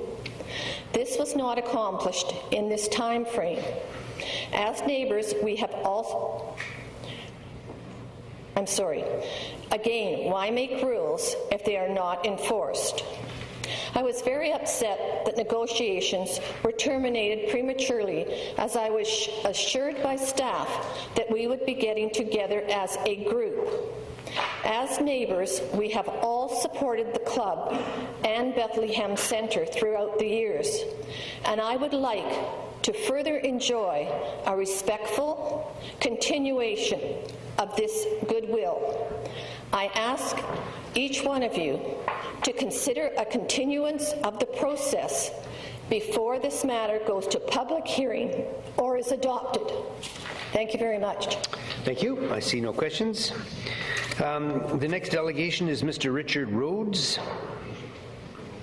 Mr. Rhodes, welcome, sir. You have up to 5 minutes. Your Worship and members of Council, my name is Richard Rhodes, and I'm the lawyer for the Tennis Club in connection with its application to amend its land use contract. When this matter was last before Council, it was clearly a contentious issue. Council heard from many delegations speaking for and against, many of whom spoke of the need for compromise on all sides to ensure that the needs of the Tennis Club and its neighbours were met. Towards that end, Council directed that City staff attempt to facilitate a compromise through discussions with the club and the neighbours. The application before you tonight represents 6 months of shuttle diplomacy on the part of the City staff, specifically Mr. Swaby and Mr. Tucker. Last fall, they met with a group of neighbours and also met with the Tennis Club. They identified a number of issues of concern to the neighbours, and the Tennis Club agreed to compromises that addressed each of those issues. Based on this input, in February, Mr. Swaby circulated his recommendations. Mr. Swaby met again with the neighbours and received input from them as to how his initial recommendations could be fine-tuned to better meet their objectives. He then came back to the Tennis Club with 9 further suggestions from the neighbours for fine-tuning of the compromise. The Tennis Club agreed to much of what was requested by way of fine-tuning. Needless to say, nobody is getting exactly what they want. These are the compromises to which the Tennis Club has agreed and which are reflected in the draft land use contract amendment. To avoid concern of late-night operation, nobody will be seated in the restaurant after 8:30 p.m. To avoid late-night patio noise, the patio will be closed by 10 o'clock each night. The size of the restaurant is capped at its existing size. The liquor license has been amended to food primary in the restaurant. The number of weddings from April to September in each year are limited to 3, and no outside hospitality services will be permitted after 10 o'clock. Although an engineering report suggested that sound levels would be acceptable without any fencing, the club has agreed to build an engineered sound attenuation fence which will further reduce any patio noise. If a permanent cover is built over the tennis courts, it will be of insulated steel construction for further sound attenuation. A future expansion area between the patio and the lake is eliminated. The future outdoor pool is eliminated. Significant construction will trigger municipal parking requirements and a requirement to pave the parking lot. The number of residential units will be capped at 3 in the clubhouse as presently exists, and the future owner's residence will be single family and not for employee use. And finally, any new facilities at the club will trigger DCCs. As you know, the Westwood Bistro restaurant is open to the public. The last time this matter came before Council, it seemed to be taken for granted that the existing land use contract prohibits the use of the restaurant by members of the public. While this is certainly true of the tennis club facilities, in my opinion, it's not the case with the restaurant. I've done a thorough analysis of the existing land use contract, and in my opinion, a restaurant ancillary to the tennis club but open to the public is permitted. I don't want to spend a lot of time on this point, but to the extent that speakers have suggested that the restaurant is operating illegally, I would like you to be aware that there are 2 sides to that story. However, I would suggest that the real goal in this process is to ensure that the existing land use contract, which is rather outdated, and if you read it from start to finish is somewhat ambiguous, be updated and clarified to clearly meet the needs of the tennis club operators, the tennis club members, the neighbors, and the public generally. This document before you accomplishes these goals. It preserves and clarifies the original vision for the club. It allows for modernization of facilities facilities. It restricts the size of the restaurant to a very modest size given what's needed to accommodate club functions, and it unambiguously allows public usage necessary to sustain a quality restaurant. It restricts hours of operation and provides for other sound attenuation measures, and it normalizes other public usage of the facilities such as kids camps, school programs, and special event tournaments. For those whose goal is to not have a tennis club on this site, this land use contract amendment won't achieve that. For those who would like the tennis club to continue as a valuable amenity in this community, which is also considerate and respectful of its neighborhood, this amendment is a very good thing, and I encourage you to give it first and second reading and send the issue to public hearing. Thank you. Thank you, sir. I see no further questions. Thank you. The next delegation is Mr. Ian Douglas. Welcome, sir. Up to 5 minutes. Good evening, Your Worship, councillors, ladies and gentlemen. I'm here to speak in favor of the Westwood Tennis Club application. Now, last fall I was at the council meeting and a number of very animated people spoke against the Westwood Tennis Club application, but frankly, a lot of the complaints were totally untrue, and a lot of them were quite unreasonable. Now, if I wasn't a member of the tennis club, I would think the tennis club is full of soccer hooligans and, you know, NHL Stanley Cup rioters, and at closing time, people break open the doors and start singing and smashing beer bottles on the pavement. But that's just not true. Frankly, in the daytime, the tennis club is full of retirees that are playing tennis and children that are having supervised lessons. In the evening, we have middle-aged and old-aged people playing tennis and having a drink with their friends. So I think there's been a lot of fear-mongering that's gone through the neighborhood, and a lot of decent people have been afraid for no reason. Secondly, some of the complaints were just unreasonable. Like, people were standing up saying, well, you know, every 3 or 4 months there's a tournament and there's a few cars parked on the road. And that's true. You know, the same people were standing up and saying, well, people finish the tennis game and they walk to their cars talking with their friends. And that's true. You know, people were complaining that people finish a tennis game and sit on the patio and have a drink with their friends, and that's true. Now, ironically, a few weeks after that meeting, a client of mine passed away, and her service was at the Bethlehem Retreat. And I got there about 10 minutes early, but I had to park on the street because the parking lot was full. I went to the service. It was a lovely service. They did a great job honoring and remembering this fine lady that passed away. Then the organ started and 80 people started singing. So this wasn't quite the place of silence and meditation that you might have heard about. And afterwards, people shook hands with their neighbors just like we do after tennis, and then they walked to their cars talking with their friends just like we do after tennis. So the other issue here, I think, is the fairness and decency issue. Do you really want to put a bunch of waitresses and cooking staff out of work? Do you really want to crush the dreams of 3 Nanaimo business people that invested their money in Nanaimo trying to create some employment? And what kind of signal does it send to other business people that might want to invest their money, come to Nanaimo with their capital, which they can invest anywhere, and their expertise, and create jobs so our children and perhaps our grandchildren can stay in Nanaimo rather than leaving when they get their education? And it's not a lot of confidence to these people if they know it's illegal for a 68-year-old couple from Departure Bay to come to Westwood to have dinner on a Friday night. So this seems like a real no-brainer thing. I think Westwood Tennis Club's been bullied by some neighbors, and I hope that you support the club. Thank you. Okay, sir, I see no question. Thank you.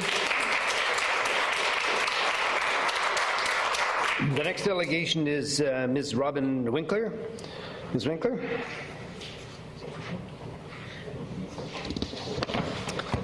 You get up to 5 minutes, please. Mayor and councillors, my name's Robin Winkler and I live at 2343 Arbut Road. I oppose the application for the change to the land use contract at the tennis club. At the council meeting in October last year, you instructed us, the core group of concerned neighbours, to begin a process of negotiation with the club owners, just as good neighbours do. You suggested that staff facilitate. We were pleased with this opportunity, and the club owners and neighbours would first meet individually with staff. Our group has had 2 meetings to date. Then all parties would meet and view and agree on that final proposal. We had believed our efforts were heading in a positive direction and a resolution for compromise was possible. However, on the 3rd of April, we received an email from staff stating that while all of the neighbourhood concerns had not been addressed, the club owners were no longer willing to negotiate. What allows an enterprise that began illegally to determine when negotiations designed to legitimise them should end? I am disappointed that this process has been concluded prematurely and it deprives us all of a more potentially positive outcome. I am also disappointed that 5 months later, the club developers have not provided an impact statement on how the proposed amendments will benefit the neighbourhood. I am perplexed why the club owners have taken such an adversarial approach. The prospect of a restaurant in a quiet residential neighbourhood only has a chance of happy coexistence if there's mutual respect. It is the neighbourhood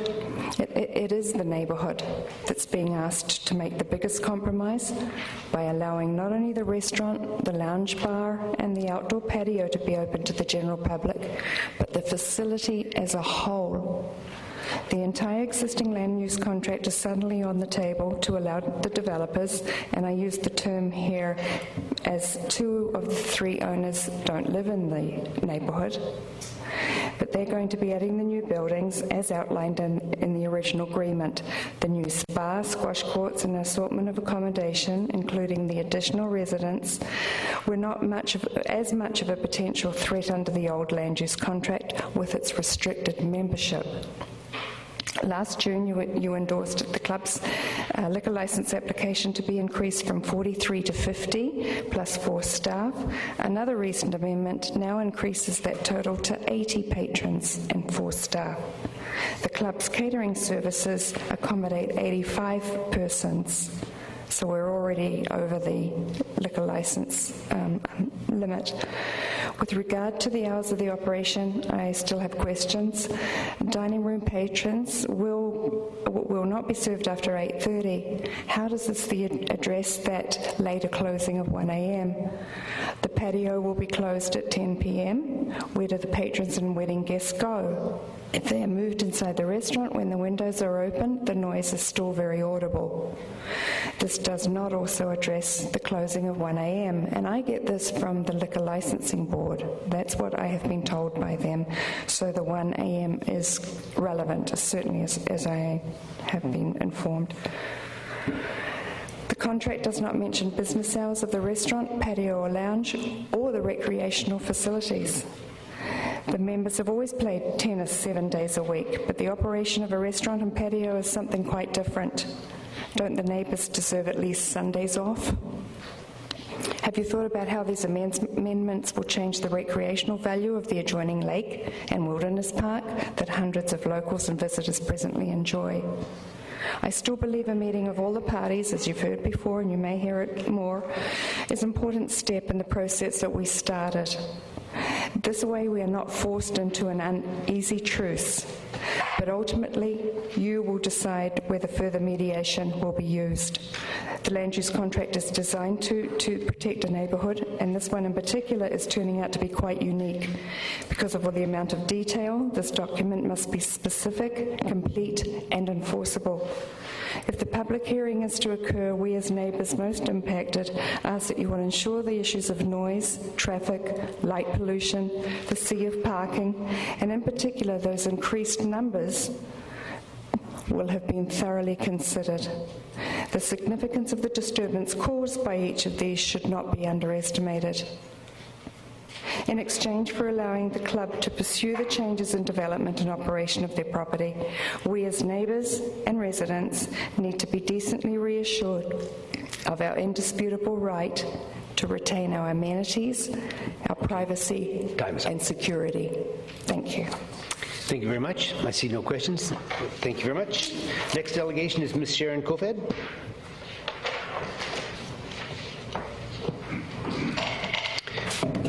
Welcome. Oh, hi.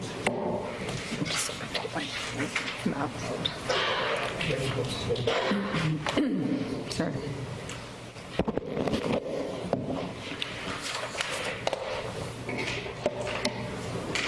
Good evening, Mayor and Council. My name is Sharon Kofod. I reside at 2322 Panorama View Drive, and I'm here tonight to ask Council to complete the negotiation process between the applicant of the proposed land use contract bylaw amendment 7146 and the Westwood Lake neighbours.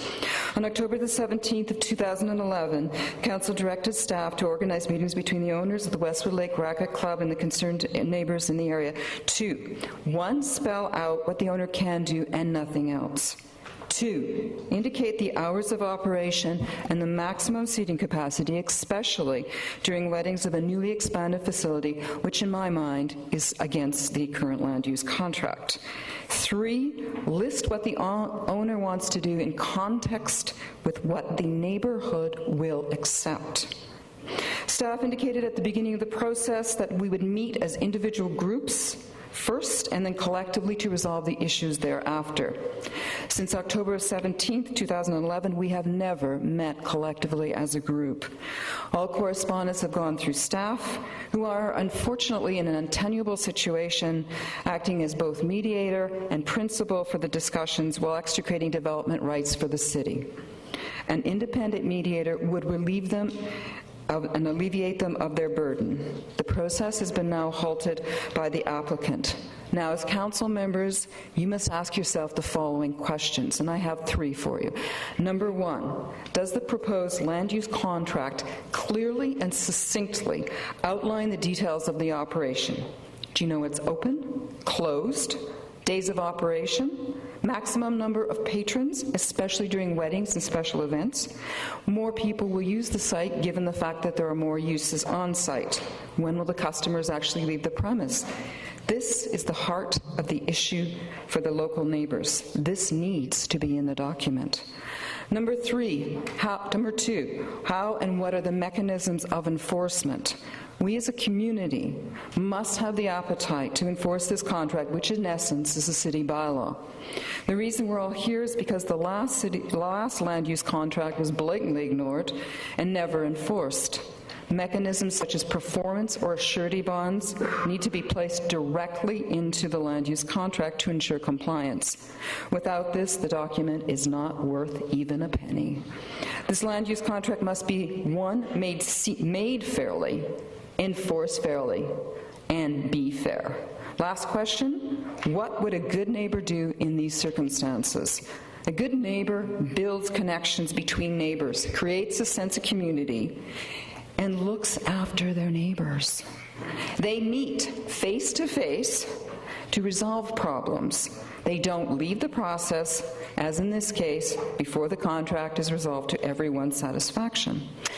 After researching out this problem, we have discovered there is a successful template within the downtown core of this city for a scenario of this type. The owners and the managements of this particular facility shut it down early by any standards for this particular type of venue and vacate the premise. By being respectful to its neighbors, it is then in turn supported by the local community. Yet this solution remains elusive to us since the applicant is not willing to finish the process. In addition, we all know that this is an upzoning effectively moving from the private domain to the public domain, conferring an economic windfall to the party who did not follow the previous land use contract.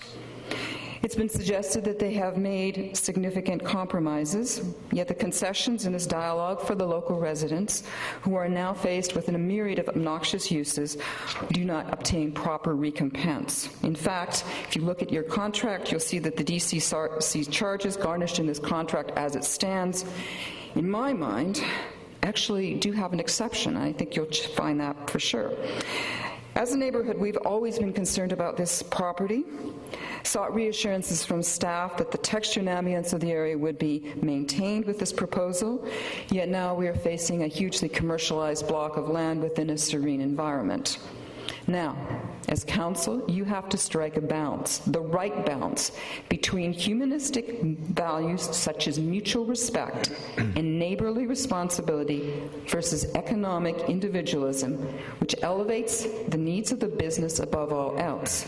Humanistic values must come first. Okay, that's the 5 minutes. While contemplating the issue, for you have to ask yourself how you'd like to be beside, if you want to live beside it, we ask you that. You get the process complete, return back to the table, get it done right, because it's the right thing to do. Thank you. Councillor Padgett. Thank you, Worship. Thank you, Ms. Coffey. Just a very quick question. I have correspondence here from Dr. Winkler, one of the immediate neighbors. Go. Actually, he writes, we are very close to a solution. Yes.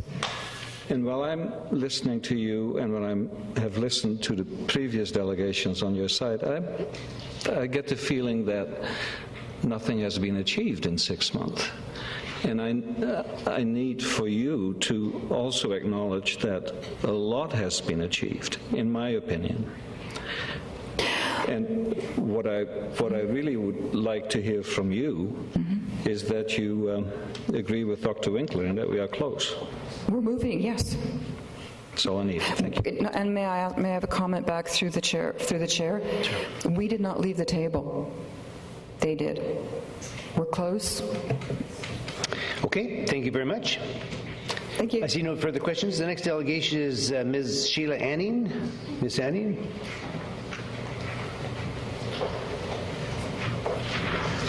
Welcome. You have up to 5 minutes. Good evening, Council. My name is Sheila Anning, and I'm here to express my support for Cheryl Miller, Westwood Tennis Club, and the new Bistro restaurant. I've been a member of the club for over 15 years, and I feel this isn't just a tennis club, but it's a really special place in the hearts of all its members. There is such a sense of belonging to a big tennis family, and the club is like a second home for everyone. Cheryl has created this atmosphere by putting all her energy into running this club. Over the years, we come together for tennis games, tournaments, birthday luncheons, dinners, weddings, and even memorials. Cheryl has been an ambassador to the city of Nanaimo, welcoming visitors from around the province over the years by hosting tennis venues for the summer games, the senior games, and junior tournaments too. She is the mastermind behind all these events. We treasure all the memories she has given us. But now we're concerned for our club's future. Westwood Club has existed since 1978 with the zoning of the property as a recreational centre. It was here long before its neighbours, the Bethlehem Retreat Centre and Dr. Winkler's residence. It has always been a privately owned business, and it has always had a bar and served food to its members. But with today's economy, the business of running a recreational facility is difficult. Insurance, taxes, business licenses, they're all costly. The Bethlehem Retreat Centre, too, is a business that must face similar economic challenges. Its website advertises to the general public descriptions and costs for a variety of workshops and seminars, and it is open to the general public. Westwood Club needs to generate more capital from outside its membership. A restaurant open to the public is necessary. An elegant dining room has been built. Gaetan Brosseau, the former owner of the Wesley Street Cafe, has created a fine dining experience at the Bistro. It is not a rowdy sports bar, but a sophisticated restaurant with professional waiters and chefs. This restaurant will be an asset to the city of Nanaimo, providing work for 15 people and a wonderful place to dine. And I welcome you all to come. It has been frustrating and costly delaying the official opening to the general public. But concerns within the neighborhood had to be addressed. One concern involved noise and safety issues due to increased traffic. A detailed survey of the traffic in the vicinity of the tennis club was conducted using 30 volunteers over a period of 42 hours. The report is available tonight if Council wishes to review it. Noise and safety did not appear to be factors. Buses and diesel-powered trucks utilizing the local roads caused the most noise. Pedestrians walked freely along Arbut Road, didn't seem to have any concern for cars or safety. But there is no doubt that the restaurant will cause some increase in the number of vehicles in the area. However, functions at the Bethlehem Retreat produced the highest traffic density of any source in the area while we were doing our study.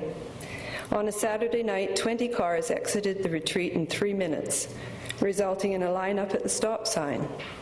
But within minutes, the neighborhood was deserted. This traffic density did not create a problem at all to the area.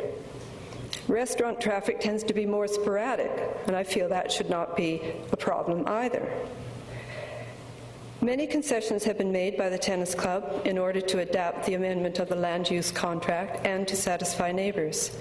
I hope Council will approve this so 200 tennis club members and the general public can share the beauty of this unique property. Thank you. Thank you, Ms. Annie. I do have a question before you go. Okay.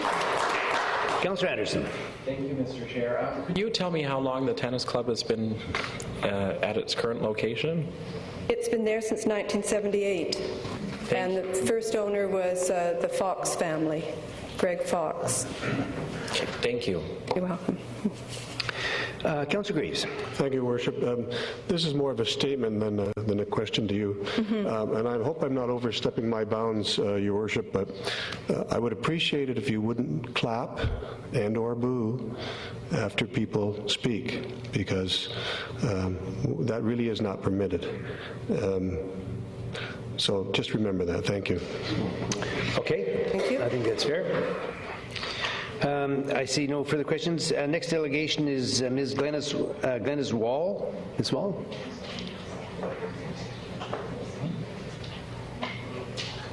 Good everyone. That's okay. Is that okay? Okay. I'm going to repeat a few things that have already been said, but I think that's perhaps necessary under these circumstances.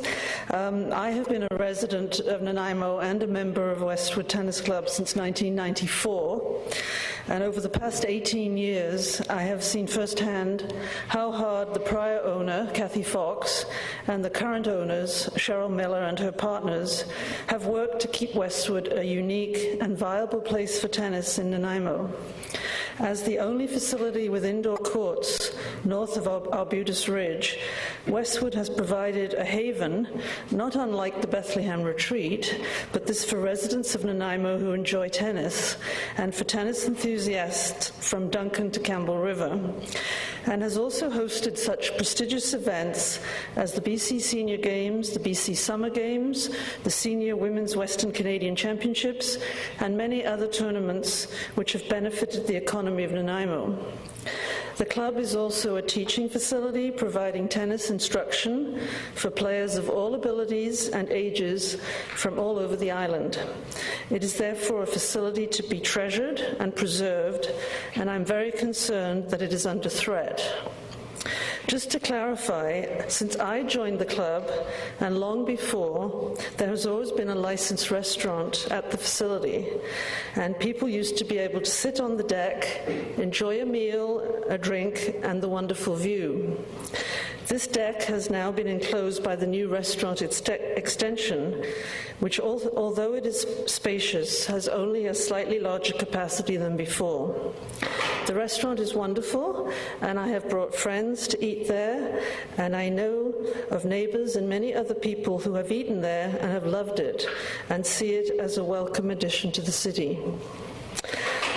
One of the main concerns expressed by some local residents appears to be the potential for noise. I think it should be understood that the restaurant is a fine dining restaurant. It's not a bar or a lounge or a nightclub, and that most of the members of Westwood are middle-aged or older, and their days of rowdy behavior are long behind them, if indeed they ever were that way. Accusations of drunken behavior against members are frankly ridiculous and offensive. It should be stressed that the type of clientele the restaurant is attracting is the same type of people who used to patron Wesley Street Cafe, which was also run by Gaetan Brousseau. That is, people who want a more upscale dining experience in a wonderful location at reasonable prices. I know for a fact that Cheryl Miller and her partners have come up with many compromises to calm the fears of the neighbors concerning noise, and as such, I feel this application should be approved and Westwood Tennis Club, with all its facilities, should continue to be a jewel in Nanaimo for many years to come. I just would like to add one thing. It appears to me that some neighbors will not accept any compromise and are determined to close down this wonderful facility. I also would like to point out that one of the main increase in noise was when the restaurant first opened and the Winklers were playing loud music on speakers, which was to disturb patrons and also disturb people like myself who were playing tennis at the time. I do not see that as a good neighborly behavior. Thank you very much. Thank you. I see no questions. Thank you, ma'am. The next delegation I have is Ms. Alexandra Wieslock. I hope I pronounced it correctly. Is Alexandra Wieslock? I hope I'm... Weiss what? Weisflock. She's presumably not here, so we'll move on. The next delegation is Mr. Darren Reed. Mr. Reed, you have up to 5 minutes, sir.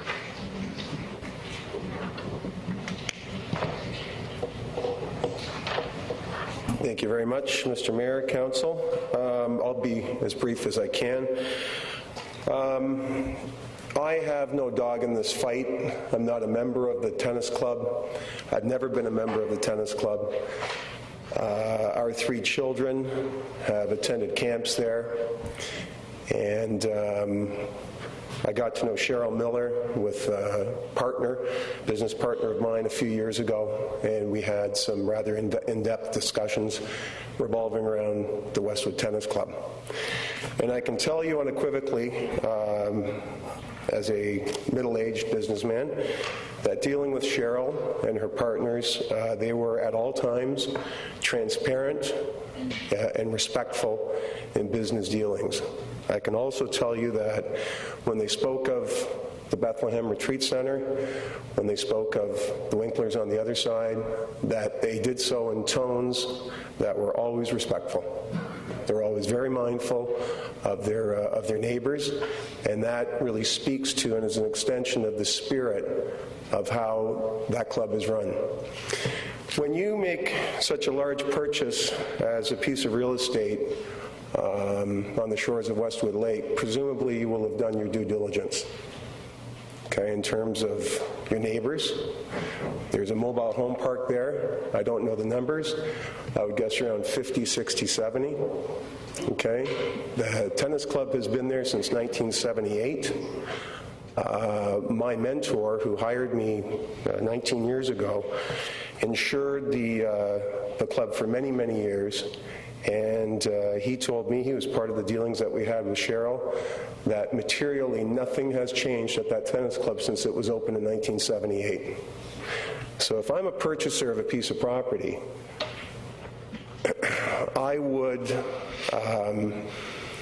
suggest that in 2011, 2012, I should not be surprised one iota by the behavior of the Westwood Tennis Club, because nothing has materially changed. To the point of Mr. Rhodes in reading his list of agreed to compromises on behalf of the Westwood Lake Tennis Club, that speaks to Cheryl and Gaetan and their other partner of how reasonable they are, because those are significant. They are not insignificant. I'd like to, when you speak of logistics, the potential of, you have 15 people who are employed there. We all know how difficult it is for people these days to just to pay the hydro, just to get by, let alone get ahead. Okay? To threaten that in any way, shape, or form, A, is unfair to them for no good reason, number one. Number two, where would they go? You have a club that promotes fitness, that promotes fair play. I think you see some of the people here this evening. They're fair in every respect. Okay, and they are respectful and always have been. Any dealings we've had, again, the spirit of the way they speak of the neighbors is the kind of caliber that you'd expect and you'd want. I look at our situation. Our daughter's about to join the club. She's just turned 14. She's a very good little tennis player. She wants to become a really good tennis player and seek greener pastures, perhaps south of the border. I have a bad back. I can't play tennis. So with what I've been hearing, I find quite shocking, actually. I don't know how we got here. They've been there for 34 years. There's never really been a problem. Now, all of a sudden, you've got 40 or 50 people who have taken time out of their busy lives to come and defend something that's been doing the right thing for 34 years. So if my daughter's a member, and I go to pick her up, and I feel like having a meal, does that mean because I'm not a member, because I can't play, that I'm discriminated against, and I can't buy a meal? So I think it's, on behalf of the way they do business at Westwood Lake, you should be very proud of the way they do it. They deal very fairly. I know you aspire to treat people fairly as council, okay, who govern this city. You've got a strategic plan you're working on. This is very important. And I have every faith as a business person and somebody who's dealt with Cheryl and Gaetan that they're the kind of Nanaimoites you want promoting this city through the sport of tennis. Thank you very much. Okay, sir, I have no questions. Thank you very much. The next delegation is Mr. Earl Weisenberger.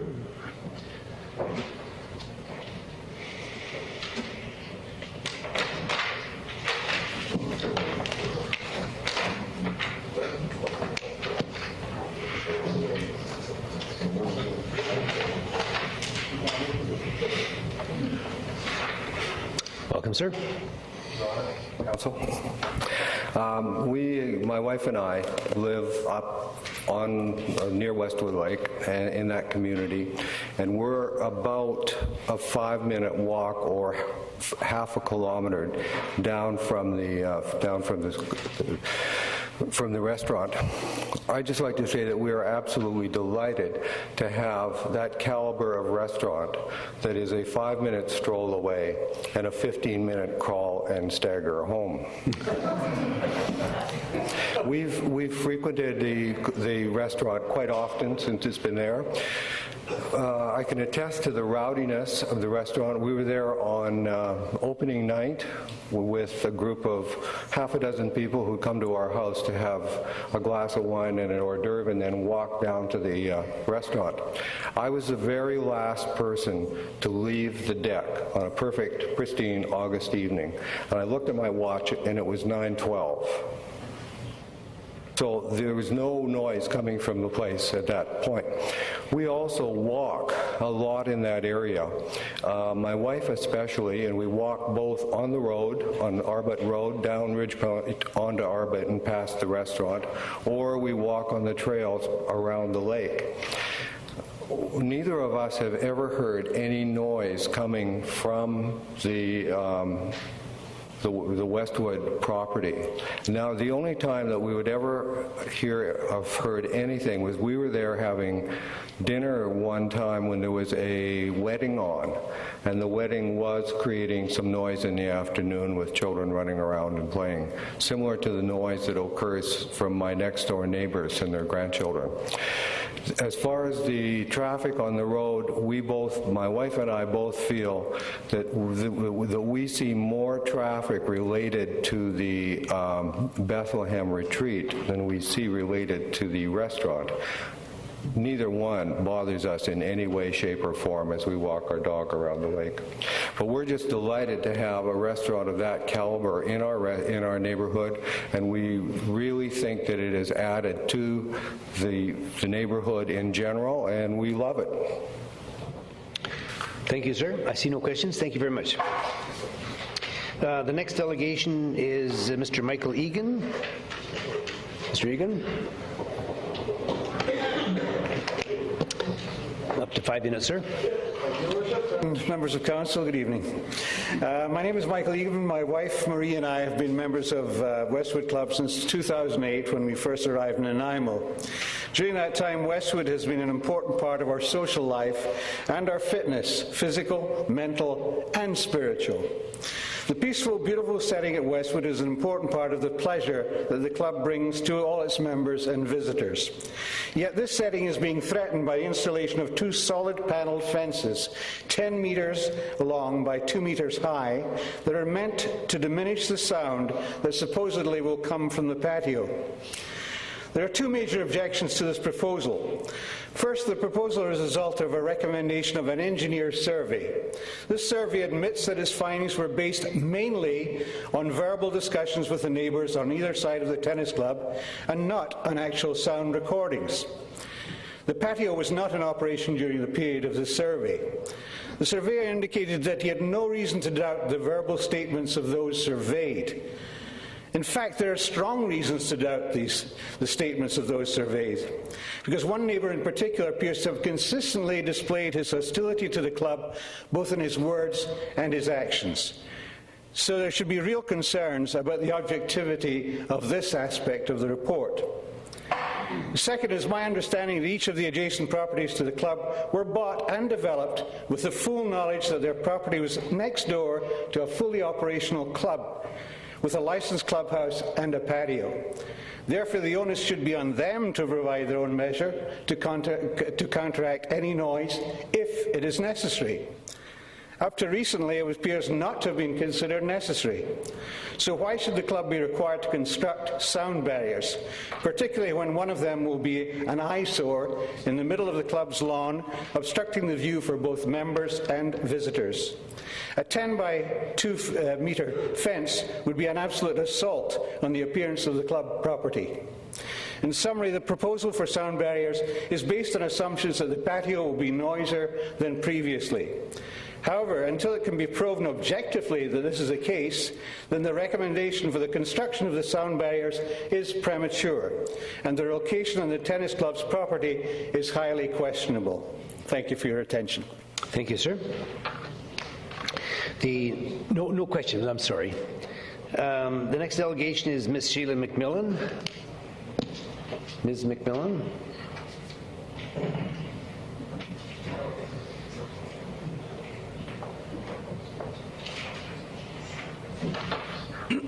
Your Worship, Member of Council, my name is Sheila McMillan. I'm speaking as a member of the Westwood Tennis Club, and I'm also speaking in favor of the amendment to the land use contract.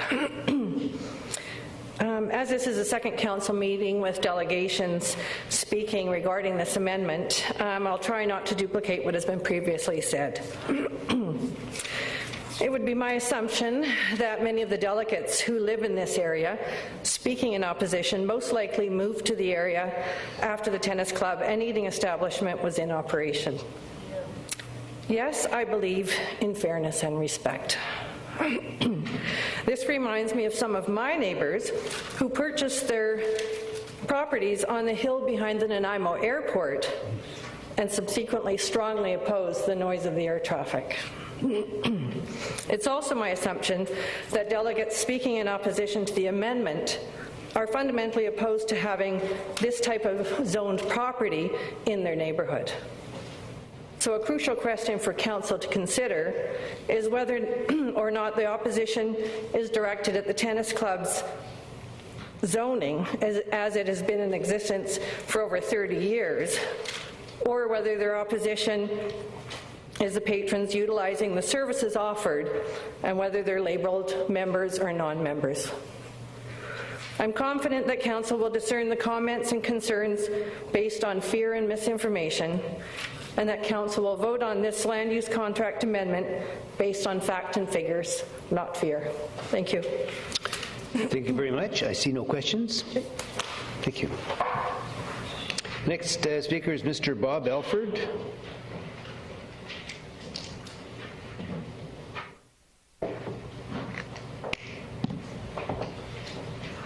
Welcome, sir.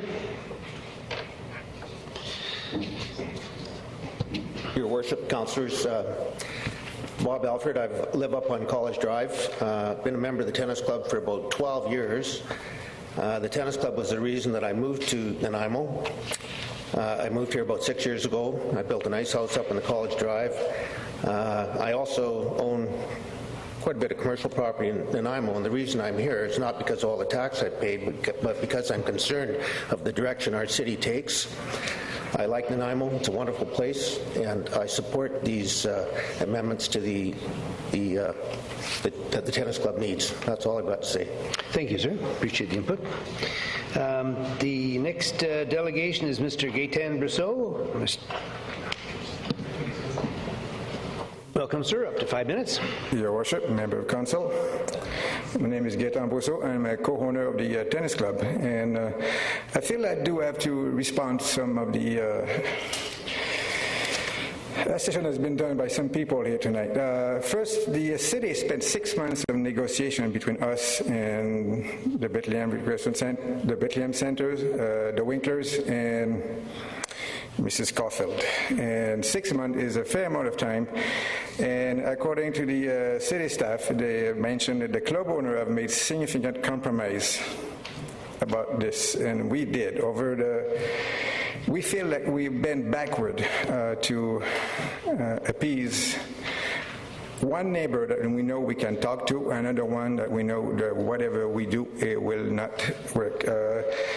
Sister Marianne mentioned that she wanted to talk to us after all this. Cheryl, my partner, did request to talk to her, but she did not answer our call back at that time.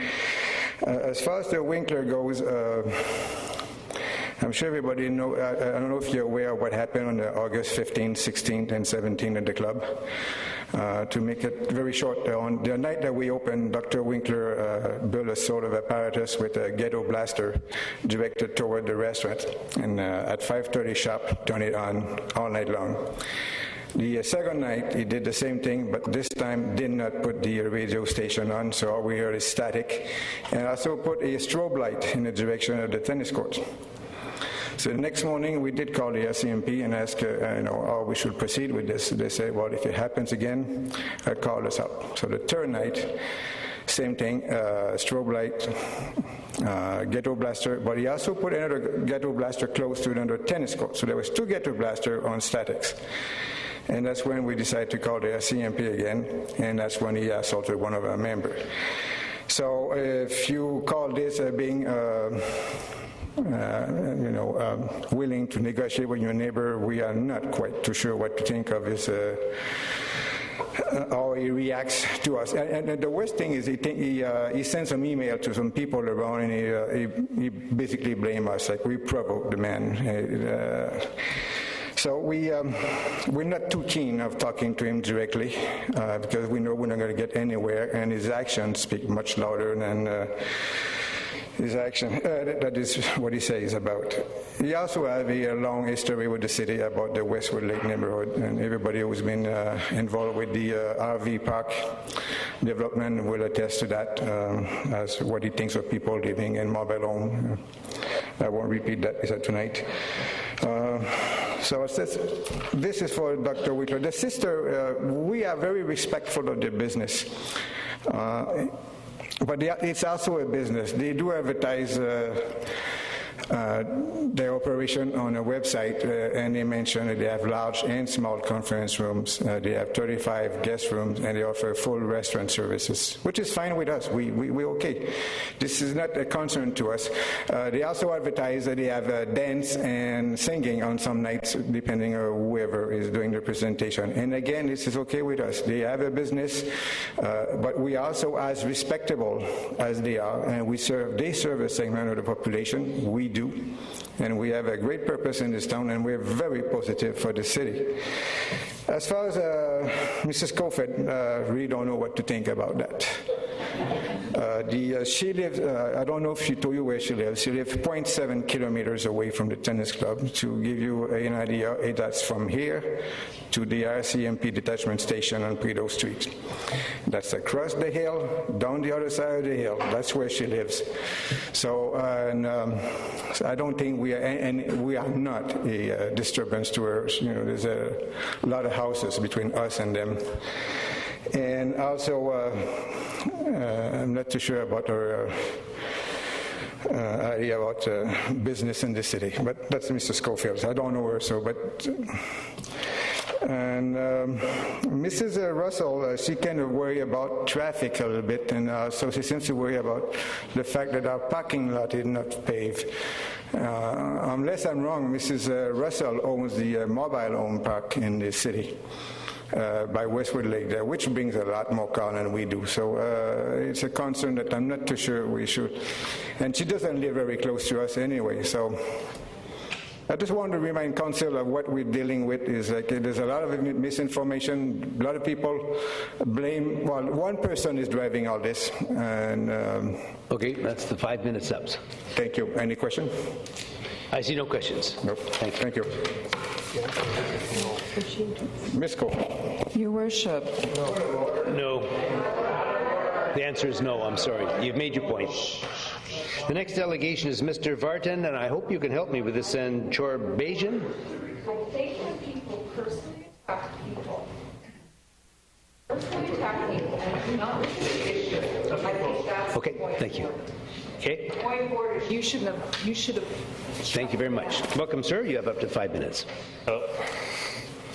Good evening, all members of council. My name is Vartan Chorbajian. I have lived in Nanaimo for 5 years, and I have been a member of the Westwood Tennis Club for 3 years. The Westwood Tennis Club is a large part of the reason why I live in Nanaimo, why I choose to do my business here. I own a business that employs 5 to 7 people, depending on the time of the year. And in my view, the Westwood Tennis Club is something that the city should be very proud of. I attended the council meeting October 17th, and what I saw was a lot of respect for people that took the high road and listened to a lot of conjecture, half-truths, and basically lies. You know, you've seen the people the patrons of the Westwood Tennis Club. These are not rowdy hooligans. So at 41 years of age, I'm actually one of the more junior members of the club, believe it or not. And I play tennis 3 to 4 times a week. It's a wonderful facility, and the city should be very, very, very proud of it. There are some neighbors that will not be happy no matter what. It's my belief that the sisters in the tennis club will be able to come to a resolution where both parties are satisfied. I do not believe that the same will be true for Dr. Winkler, as he has had issues with the tennis club for years and is now using this issue with the restaurant as a springboard to try to damage the club.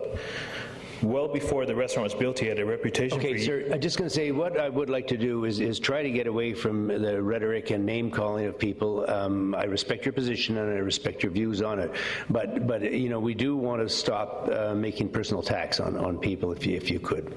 Okay. Thank you. But it's okay for other people to attack Westwood Tennis Club? No, it's not. I'm just trying to say there's a balance. I'm saying I want to hear from you, sir. I'm just pointing out that as a courtesy, we'd appreciate people not getting into personal attacks where they could. Right. But if there's 3 people, basically, that are, you know, spearheading something against the club, we can't bring up their names. Well, what I'm saying, sir, and I'm not going to debate with you on it, but I'm just simply saying that sometimes these things can get out of hand, and one person says something and the next person brings it up more and more, and it escalates beyond that. So I'm just saying as a courtesy to everyone here that we're trying to refrain from personal attacks. You can make observations and maybe talk around it, but in respect for the group here, we just want to try to keep this on a level thing. We're almost at the end of our, I think we have 2 more delegations after you, sir, but that's all. Am I allowed to talk about my I'm not trying to muzzle you in any way. I appreciate that, but am I allowed to talk about my personal experiences? Yes, you can. Right. So Gaetan Brosso already pointed out what was happening at the opening of the restaurant, and I was actually assaulted by Dr. Winkler. Okay, so I'm just bringing this up to show basically that this is the kind of person we're dealing with. So I would ask that this council grants the changes being asked for and that they encourage Westwood Tennis Club to go forward. And that's it. Thanks. Okay, sir. Thank you very much. I see no questions. The next delegation is Marissa Radcliffe.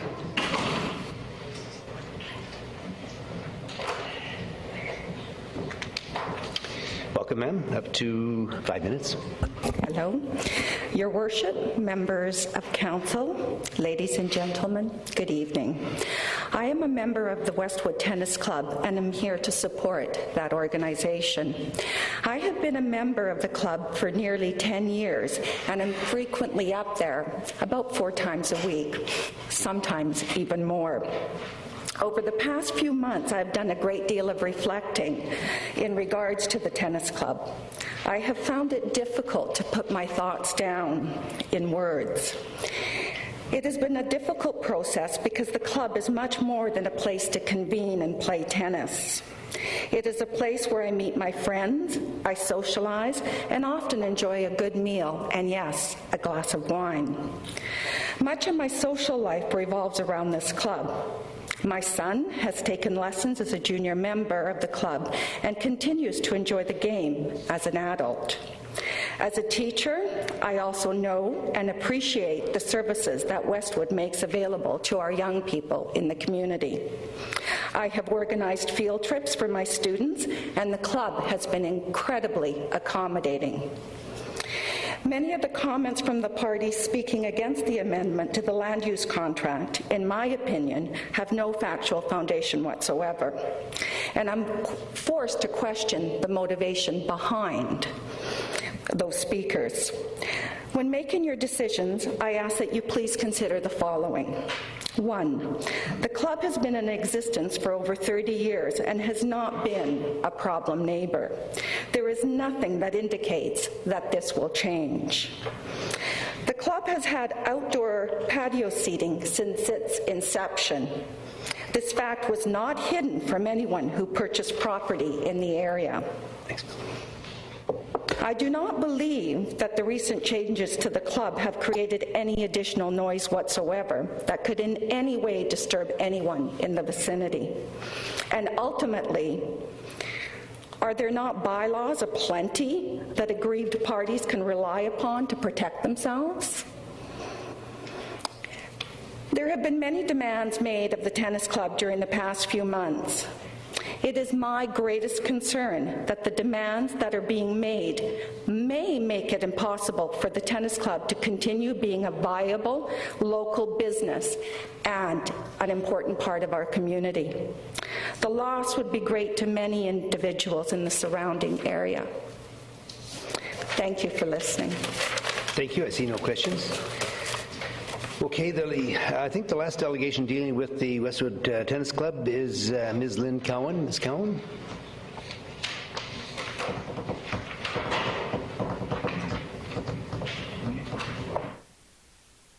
Up to 5 minutes.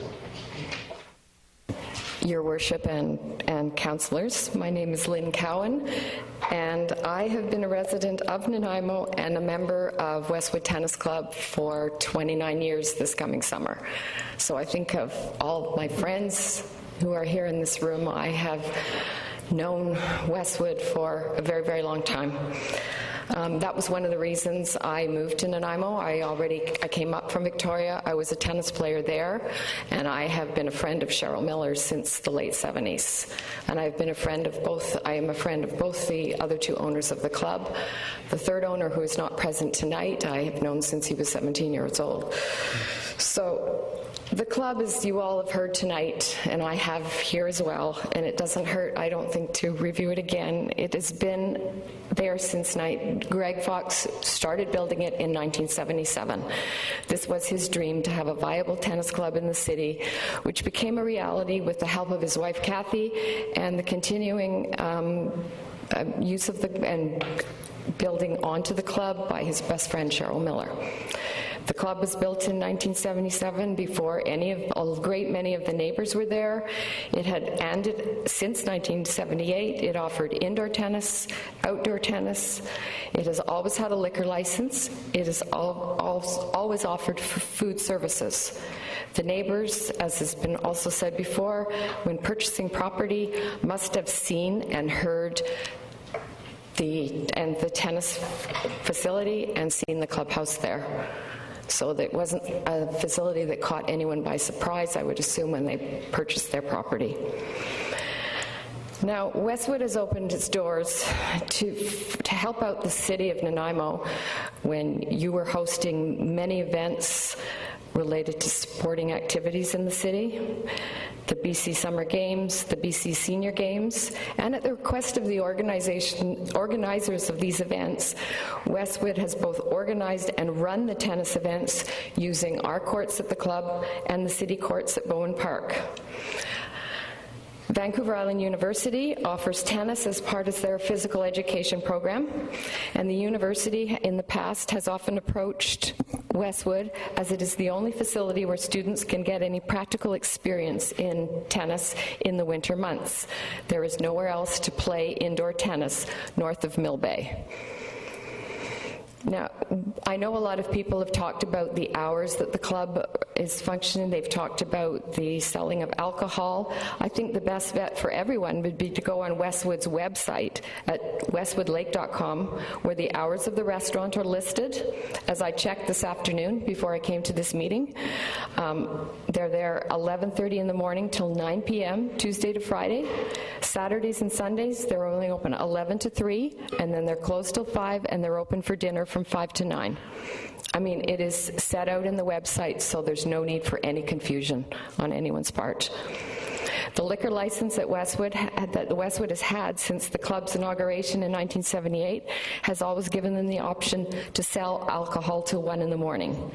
Now, as Westwood is also a residence mainly for one of its owners, Cheryl Miller, she would rarely have her bar open till 1 o'clock in the morning, 6 or 7 days a week, if she wanted to have any kind of a life of her own.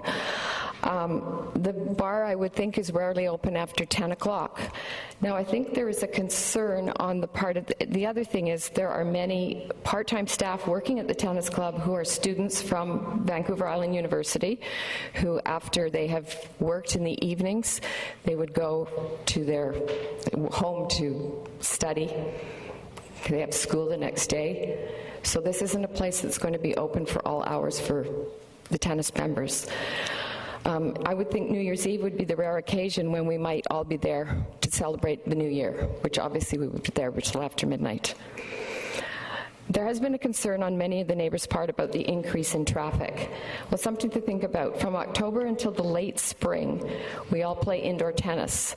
There's only a maximum of 16 people that can play indoors at any given time, as there are only 4 indoor courts. We don't play outside in the wintertime, it is too cold. In the summertime, there are only 3 outdoor courts, so at the majority, we can only have 12 people playing outside, because in the summer when it's sunny, we don't use the indoor courts very often. The restaurant, as has been said, seats a maximum of 50 people. I would think the majority of people coming for lunch or dinner would be in groups of 2, possibly more. And with the current drinking and driving laws in the province of BC, I would guess there would be a designated driver with perhaps 2 or 3 passengers in any car, which would mean even with the restaurant full, we might only see another 12 to 15 cars driving to Westwood on top of the... Is that 5 minutes? Sorry. Okay. If you could wind it up, sure. I can fin. The residents on Westwood Road have always seen an influx of traffic during the summer months. When the beach opens at Westwood Lake, there's been traffic to the Bethlehem Retreat, the tennis club, the RV park, and the residential neighborhood beyond the club and on Mill Road, as well as the bus service. I would just also like to thank all the councillors who, since this issue has come up, who have taken the trouble to come up to Westwood and check out the facility and see and actually have an experience of our beautiful retreat on Westwood Lake that we all love. Thank you very much. Now, the next delegation is Mr. Fred Taylor. And Mr. Taylor, you have up to 10 minutes.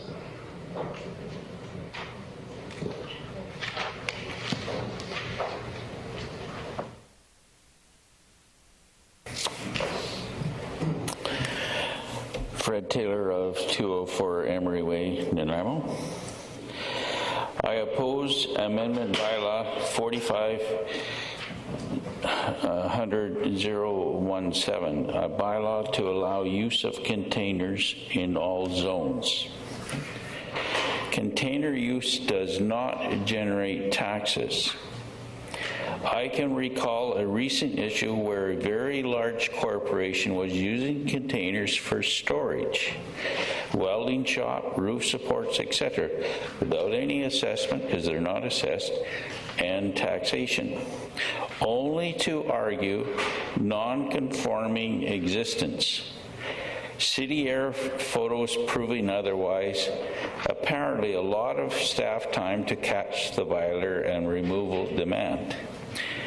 8 containers remain today. In my opinion, the corporation can afford physical improvement to their property and tax revenue to our city. 8 containers times 30 square meters per container is roughly 2,583 square feet. A property improvement of 2,583 square feet generates taxes. And one can go and look at the property, and there might be only 10% of an actual physical building on the property, and its acreage, and everything else, storage, everything is containers, which generates no income to us. And that large vacant land could easily accommodate many properly installed warehouses for taxation. And the corporation deserves the city some money. The bylaw department was enforcing our regulations in regards to containers. Upon demand for removal of an illegal container, a person appeared before council in support of the violator. The person requested change to our bylaw in order to accommodate the violator. I suggest the container has been in place for a longer period of time, even than the suggested new regulations. Since Council's direction, March the 28th, 2011, to withhold enforcement action on the use of containers pending a decision of an amendment bylaw, many containers have appeared. I suggest taking advantage of Council's direction of the day. As we all know, a new zoning bylaw 4500 was adopted August the 8th, 2011. In my opinion, there has been lots of opportunity. Open council meetings prior to the adoption of 4500, the public hearing process for 4500, open council meetings and public hearings amending bylaw 4500. No valid concern has been raised in regards to container regulation to date. Through all these meetings and processes to even develop a new zoning bylaw. Apparently the public content with the continuing demands of our zoning bylaw. There appears someone and some staff eager to change the rules. Now that a nightmare of many more containers is an enforceable regulation proposed. As in many circumstances in the past, illegal placement of containers, according to our bylaw today, to date, may be recognized as illegal non-conforming. Your bylaw proposal today won't apply. And that's even that argument with the large corporation. Don't touch them. They were there before your bylaw. And I've witnessed this council of the day recognizing and listening to staff. It was there before he adopted the latest rules. We can't do anything with it. So all the bylaws, in my opinion, you see coming into our city, they're going to be there and there won't be a time limit on them. And I'd argue that fact, and I bet you will never enforce it. Now the joke starts. Who, as added expense to the taxpayer, is going to issue permits, control permits, and control the suggested length of temporary use? You know We only operate on complaint. So who's going to go out and check the containers as they come in for a permit? Whether it's expired? You don't even have the staff to do it, let alone answer to complaints only. We're not proactive to find them and other things. Like, there's a bus. You gave an order of 14 days removal months ago. It's still sitting there. So once you even try to tell people to move a container, will it ever move? I suppose, as all other bylaw infractions, a complaint basis as to 2, 1, or 6 months or 30 days will involve much staff time, or we may just ignore and free from assessment taxation revenue will grow. Would you build any improvement to land or to pay taxes when a container is free? And you can get away with a very large corporation's got 8 right now. You told a very reliable firm in the north to remove theirs before this started. They did. Then you put a notice out, we're not going to enforce the bylaw, so it came back, and another one came. So they're taking advantage of you, not wanting to enforce your bylaw. Don't forget, only one person has raised question to the violation of our bylaw. Just one came and stood in this room before you wanting the bylaw changed. And we're going to all this work to change it and create it. And you can I'll name the corporation, BC Ferries. Do you mean to say out in East Wellington Road with all the huge acreage they got and one small building used to be a welding shop, they can use the rest of their property for containers and pay no taxes? Come on. And that's a good example. Thank you. Okay, sir, thank you. Now, the next delegation is Mr. Tom Harris.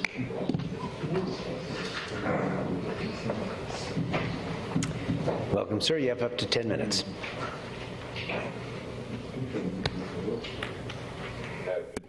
Good evening.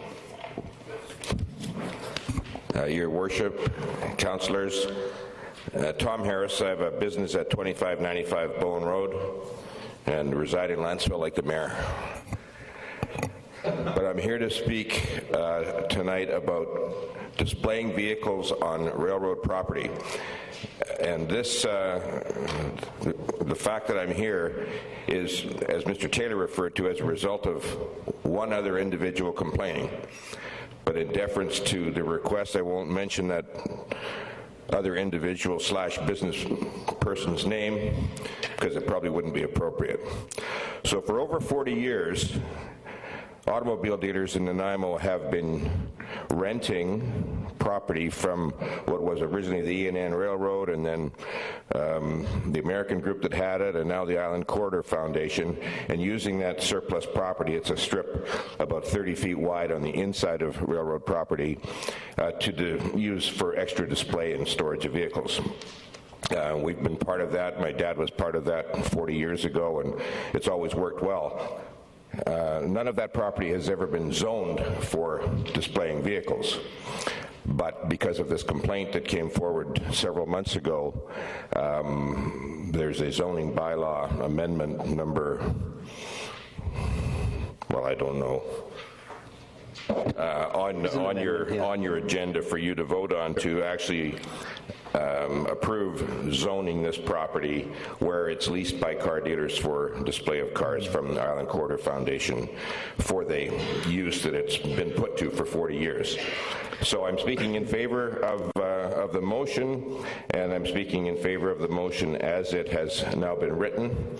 There were some issues earlier on, and I'd like to commend your staff for facilitating meetings with ourselves and eventually the other party who was a complainant. But in my opinion, the wording in the zoning bylaw now reflects a reasonable compromise to our original concern about the fact that the property would even have to be rezoned.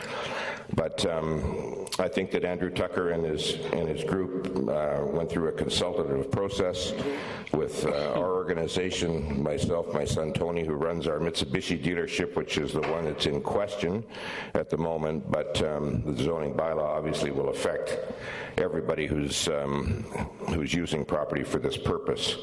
Laird Wheaton, the Chrysler dealership, and I believe others as well. So that's pretty much all I have to say. I'm in favor of it. There is one request I'd like to make, and that is that I understand that this subject would normally come up for at the public hearing the first Thursday in May, which I think is the 3rd. And both Tony, my son Tony, who runs the Mitsubishi dealership, my other son Mike, and I will all be out of the country at our daughter's wedding in Scotland. And if it would be possible to have the public hearing on this issue moved to June, it would be most appreciated from our standpoint, because I do suspect that the person that put the original complaint in will be at the public hearing, whether it's in May or June. So other than that, thank you very much for allowing me the opportunity to speak. Okay, I see one question. Councillor Patchy. Thank you, Worship. Evening, Mr. Harris. Good evening. Two questions. The first one is, this is land that you lease from the Island Corridor Foundation. That's correct. You pay city taxes on it? That I don't know. I think the Island... I believe you do. I think the Island Corridor Foundation would pay, and we would pay them. Maybe, Ms. Kenny, do you want to qualify?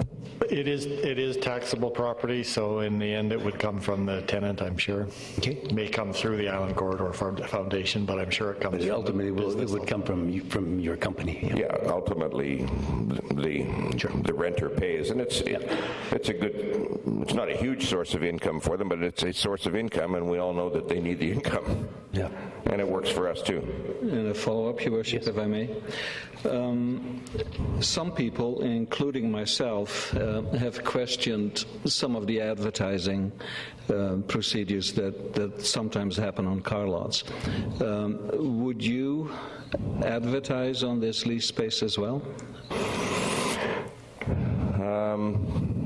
Not as a matter of course, normally, although, maybe once in a blue moon we might put up 3-foot by 3-foot signs that say "Sale today," propped up in the hoods of the cars or something like that, but it's not a matter of course. You drive by these cars all the time, and about the most, the most overt thing that we'll ever do is put the flashers on for 2 or 3 hours to try and get some attention. Okay, but could we expect that you would abide by the signage bylaws of the City of Nanaimo? Absolutely, we've always endeavored to do that. Good. Thank you very much. I see no further questions, Mr. Harris. Thank you, sir. Thank you. Let's move and second. All those in favor? Opposed? Motion carries. We'll move into the Mayor's report. What I would like to do is read a brief statement concerning the appointments to the Nanaimo Economic Development Corporation Board. Nanaimo City Council met on Tuesday, April 10th at a special in-camera meeting and appointed the new Economic Development Corporation at Progress Nanaimo's recommendation, and the new board consists of Mr. Adrian Lagan, Ms. Moira Jenkins, Dr. Ralph Nielsen, Mr. A.J. Hustins, Mr. Doug Kelsix, Mr. Bernie Dumas, Mr. Andre Sullivan, Mr. Greg Bainton, Mr. Bob Benny, Mr. Frank Crusill, Mr. Doug Tice, Mr. Charlie Parker, Mr. Bruce Williams, and we have a representative from Shanimo First Nations, and it's a SFN councillor, Mr. William Yoakum, will also be there.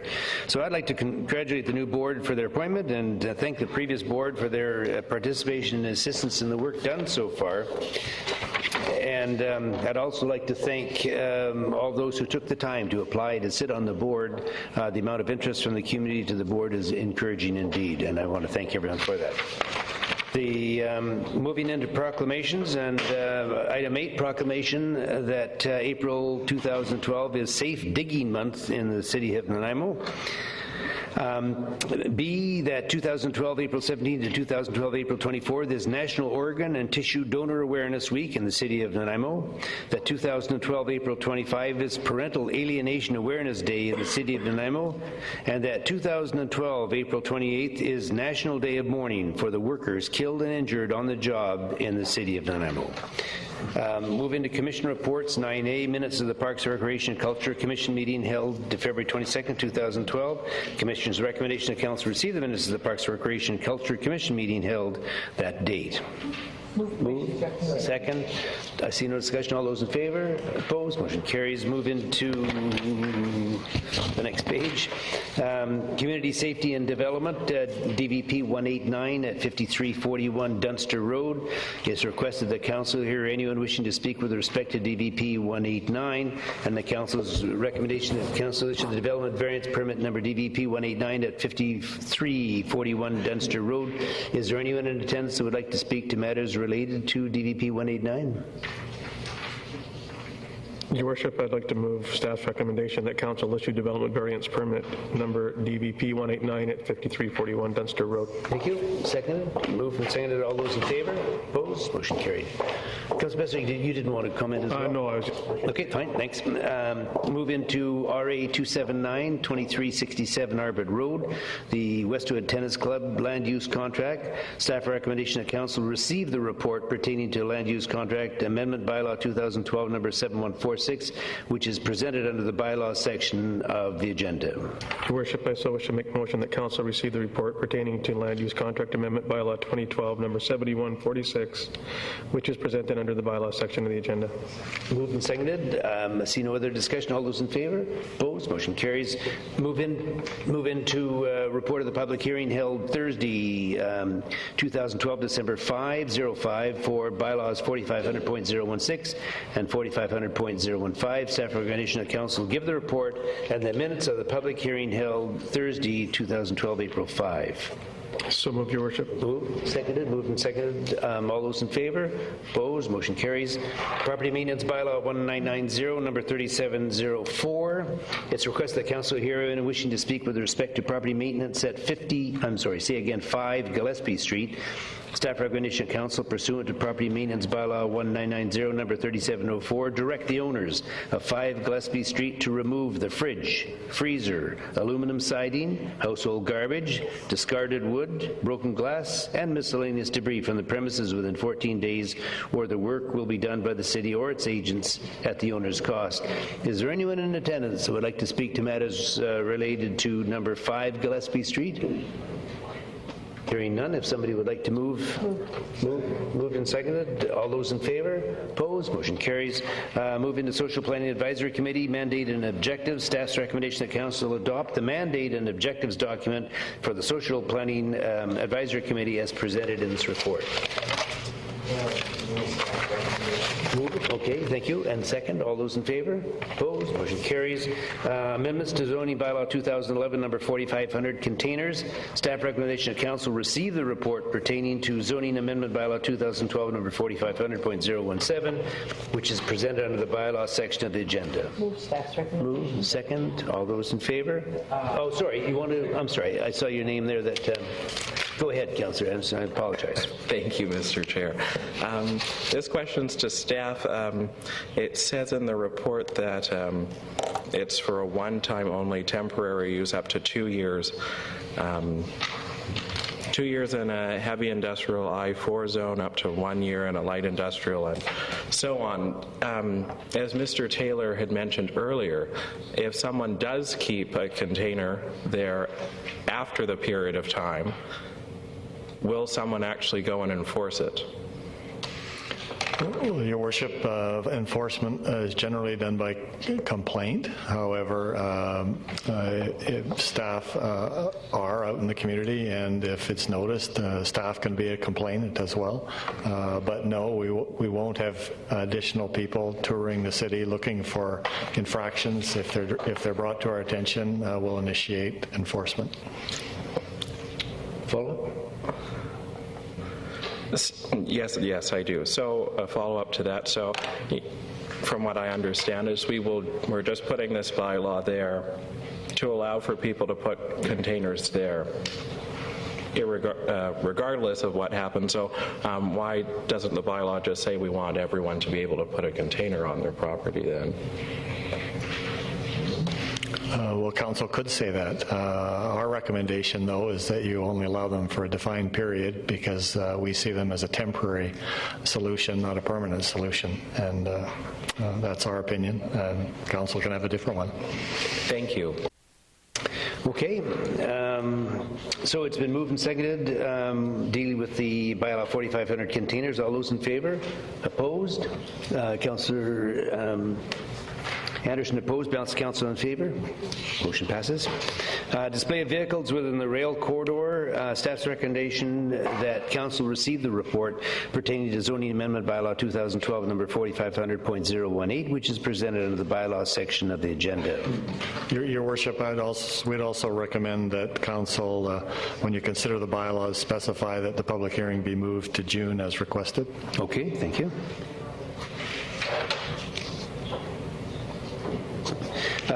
Staff's recommendation. Okay, and the second, all those in favor? Sorry, Councillor Paggi, sorry, go ahead. No, I had a question. Go ahead. To staff, if I may. I asked Mr. Harris with regards to advertising that he would respect the bylaws of the City of Nanaimo. I understood from our talk this morning from you that that was a matter between him and the Island Corridor Foundation. Is that true?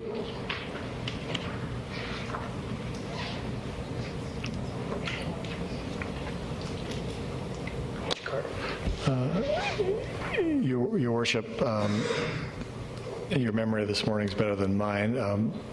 Certainly we expect that all citizens will follow the sign bylaw. My memory, and I stand to be corrected, was that I was referring to the taxation and the issue, and also the issue of who they lease to, because there could be some dispute between adjacent property owners about who is successful in getting a lease from the Corridor Foundation, and that's an issue certainly that would be up to the Corridor Foundation. But my understanding is it would be the Island Rail Corridor that would be responsible for that. The negotiation between the dealerships and the Island Rail Corridor would be their responsibility. For who gets the lease, it's... But I think Councillor Paggi's question about sign bylaw, though, means that obviously we would expect everyone in Nanaimo to comply with the sign bylaw. That's correct. Thank you. Sorry, is that it? Okay. Councillor Bestwick. Thank you, Your Worship. Just for clarification, from my point of view, is the hearing what I've just heard, is the Island Corridor Foundation property exempt from the city's sign bylaws? No. No, they're not. No, Your Worship. Right. So then, any business or operation leasing that property would be required to conform to the city's sign bylaw as a result of operations on that leased property. That's correct. Thank you. Okay, it's been moved and seconded. All those in favor? Opposed? Motion carries. Moved into expressions of interest, EOI, for the sale of the City Hall Annex. Staff recommendation that Council direct staff, 1, to advertise the expression of interest for the sale of the City Hall Annex as attached to the report, and 2, to report back with an evaluation and summary report for the Council's consideration. Someone like to move that? Moved? Staff's recommendation. Okay, and second, Councillor Besser, are you still on, or is it from? I just pushed. Sorry, go ahead. Has it been seconded, Your Worship? Yes, moved and seconded. Councillor Brennan seconded. Thank you, Your Worship. Although I'm in favor of the property being placed for sale, the term and condition as it relates to placement of a covenant, I think devalues, frankly, the property and the potential return on investment for the city by virtue of insisting that it have a seismic upgrade before occupancy. And with that said, I know that there's countless properties, buildings within the city of Nanaimo proper that are not seismically acceptable to today's standards. And although I think that we can put a notice to any potential purchaser that the venue may require or upgrade, but I think that we should leave that up to the potential purchaser and not put that as a covenant on a potential purchaser. Not unlike, in my opinion, near a floodplain or otherwise, we can tell people that this zone floods, Jingle Pot area, it does flood. But I don't think that we should be putting ourselves in a position to deny a potential purchase of this property or diminish the value of this property because of putting what essentially turns into a $4 million covenant on a potential return on this investment of ours. So therefore, Your Worship, I will not be able to support this recommendation with that covenant in place. That's a statement, but if you have a comment? Certainly, Your Worship, I can comment that from staff's position, we believe it's important to make this requirement. Certainly, council's determined that that building is not suitable for office use for citizens of this community to work in because of safety issues. We think that applies just as much to people that don't work for the city as people that do work for the city. And we believe it's an important standard that needs to be consistent for all potential purchasers. Is liability a consideration? I think it could be if we knowingly allow a use that we know to be unsafe. Okay. Councillor Johnstone. Thank you, Your Worship. Through you to staff. A question with regard to the seismic upgrade up to 60% of the BC Building Code standard would that be a requirement for warehouse use as well? If we had a potential purchaser for warehouse use only? Your Worship, to Councillor Johnston, it depends on the warehouse use is considered a lesser standard from a safety perspective, and therefore there is a potential that such a use could be considered, but it all goes to if that warehouse use contemplates an occupancy of the building. In other words, people are stationed in there on a daily basis. The expectation is it wouldn't be used for any human occupancy. If it was simply storage with no one permanently in there, that would be one use that may be able to be considered, but the current zoning does not support that. Thank you. Councillor Kipp. Thank you, Your Worship. Sorry. I have a concern with the actual covenant, 219 covenant, that we required to prohibit occupancy until the structure is upgraded. Cities owned that structure for a pile of years, have done tons of renovation, and never seemed to be a problem until the last year. I do believe it really depletes the ability for that building to be looked at. It causes a great problem. Therefore, I can't support the motion with the 219 covenant clause in it. Thank you. Okay, Councillor Graves. Thank you, Worship. I was all ready to put my hand up in favor of the recommendation until this recent issue. Question to staff, Your Worship. When we sell any building, if we can remember in recent history, do we require them to meet a seismic upgrade as we do in the annex, with the annex? Your Worship, I'm not aware of a similar situation where we've sold a building recently. Mr. Seward, are you?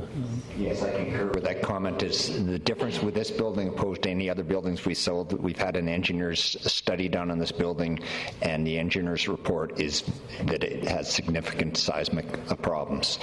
That is different than any other circumstance that I'm aware of in other city buildings. Thank you. Councillor Brennan. I will support this recommendation precisely because of the fact that we know this. We've had a report that tells us this. For us to simply walk away and say, well, that's your problem now, and we're not going to insist on any upgrades for the purposes of maintaining safety in that building, I think would be at the very least irresponsible. But I think it could also be negligent. So I will support this motion because I think it's the correct thing to do. Councillor Bessert. Thank you, Bishop. I'm not sure if anybody else wishes to speak. Councillor McKay.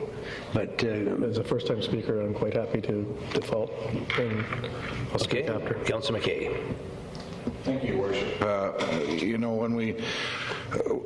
if there was such a concern about this building, and I know, don't say that flippantly, but if that it was such a significant safety issue, we would have moved out of it the following day we received the report. We didn't. We took a risk. We're taking risks.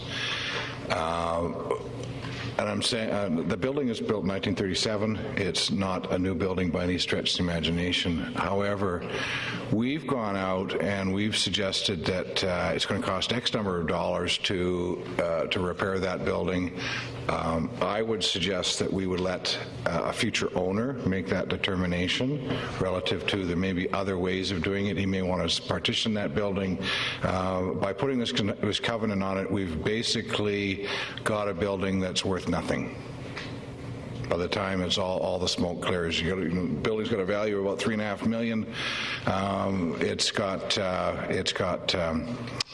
$4 million in our estimate that must be spent on it. I think we should I can't support the motion with the restrictive covenant on it. I think we should let a future purchaser, we should certainly, as part of our sale package, let them know what we've discovered. I have no issue with that. But there may be other ways of dealing with the subject that we haven't considered. So I would like to see the maximum value obtained for that building for the citizens of the community, and let the new owner deal with upgrades. Thank you. Okay, Councillor Bessert, did you want to? And now we've got Councillor Graves after you. Yes, I just wanted to mention that this is an expression of interest, and the expression of interest, I think, should be open to with or without the restrictive covenant that's placed upon it. And in fact, we can indicate that we have an engineering report that a new prospective purchaser owner would not have to necessarily undertake. The information is there, but I don't think that it places any additional onus on the city's liability if we make people aware of the conditions and the terms that the building is identified as, and let the purchasers determine and define what they see as its value without putting restrictions upon it. And be it its zonings, be it whatever. As opposed to reducing the amount of potential interest and value, I would prefer to see us observe the private entrepreneurial ability to come forward with an expression of interest on what somebody's interpretation of the value of the purchase is, as opposed to saying it's going to cost $4 million to fix it. It's only worth $4 million, so it's worth nothing. I don't think that that's the right approach. Thank you. Councillor Graves. Thank you, Worship. Well, this is a tough one. I'm hearing Councillor Brennan saying it's irresponsible, and I'm hearing other councillors saying that buyer beware. But it's still seismically, I don't know what the word is, not up to standard. Deficient. Good word.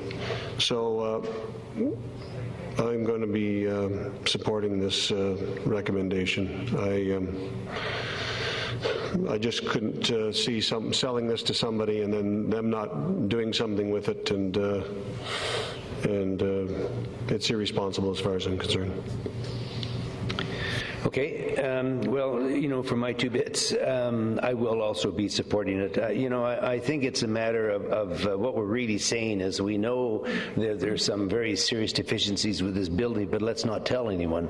If people are going to be looking to the city to buy stuff and buy property, I think it's important where we know that there is a deficiency, we need to be upfront about it and explain to the people. And I would suggest even by tonight's meeting and what's been in the media, people are aware of the deficiency. But that said, I think it's still important that we advertise it and report it honestly and fairly. I think that's a responsible thing to do, and I'll support the motion. Now we have Councillor Besser, Councillor Anderson, Councillor McKay, Councillor Kipp. Is this all new information? It is, Your Worship. Good. Councillor Besser. I would just like to respond to your It's comment. my opinion, which I'm entitled to. I would just like to respond to your comment that we, in your words, tell people what they're purchasing. Nobody in this debate has suggested that we not identify its seismic deficiencies. Nobody suggested that. Be it Councillor Brennan with respect to its, it would be irresponsible to Councillor McKay, to myself, to Councillor Kipp, that we not tell people. What I'm suggesting is quite the contrary. Then that's what I have suggested, is that we do advise people. We just don't make it a condition of sale and or purchase. So nobody's suggesting that we don't tell people the truth. Okay. Councillor Anderson. Oh, are you off or are you on? Yes, I'm fine, thank you. Okay. Now we're left with Councillor McKay and Councillor Kipp, unless anyone else got dumped off it. Is that it? Councillor McKay. Thank you, Worship. I'm going to repeat what Councillor Bessuk said. We're not trying to suggest that we hide anything from anyone.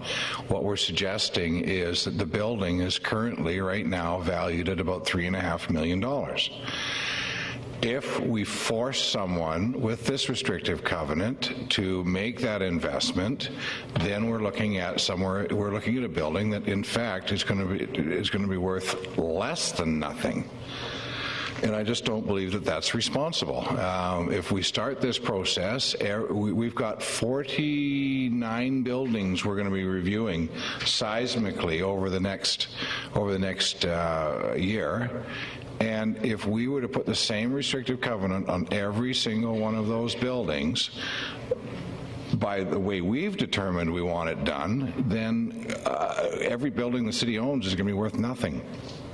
And I just think this is a very dangerous precedent to start considering, with the exception of the new annex, which will be right up to standard. But there's many buildings in Nanaimo that can use improvement. There's no doubt about it.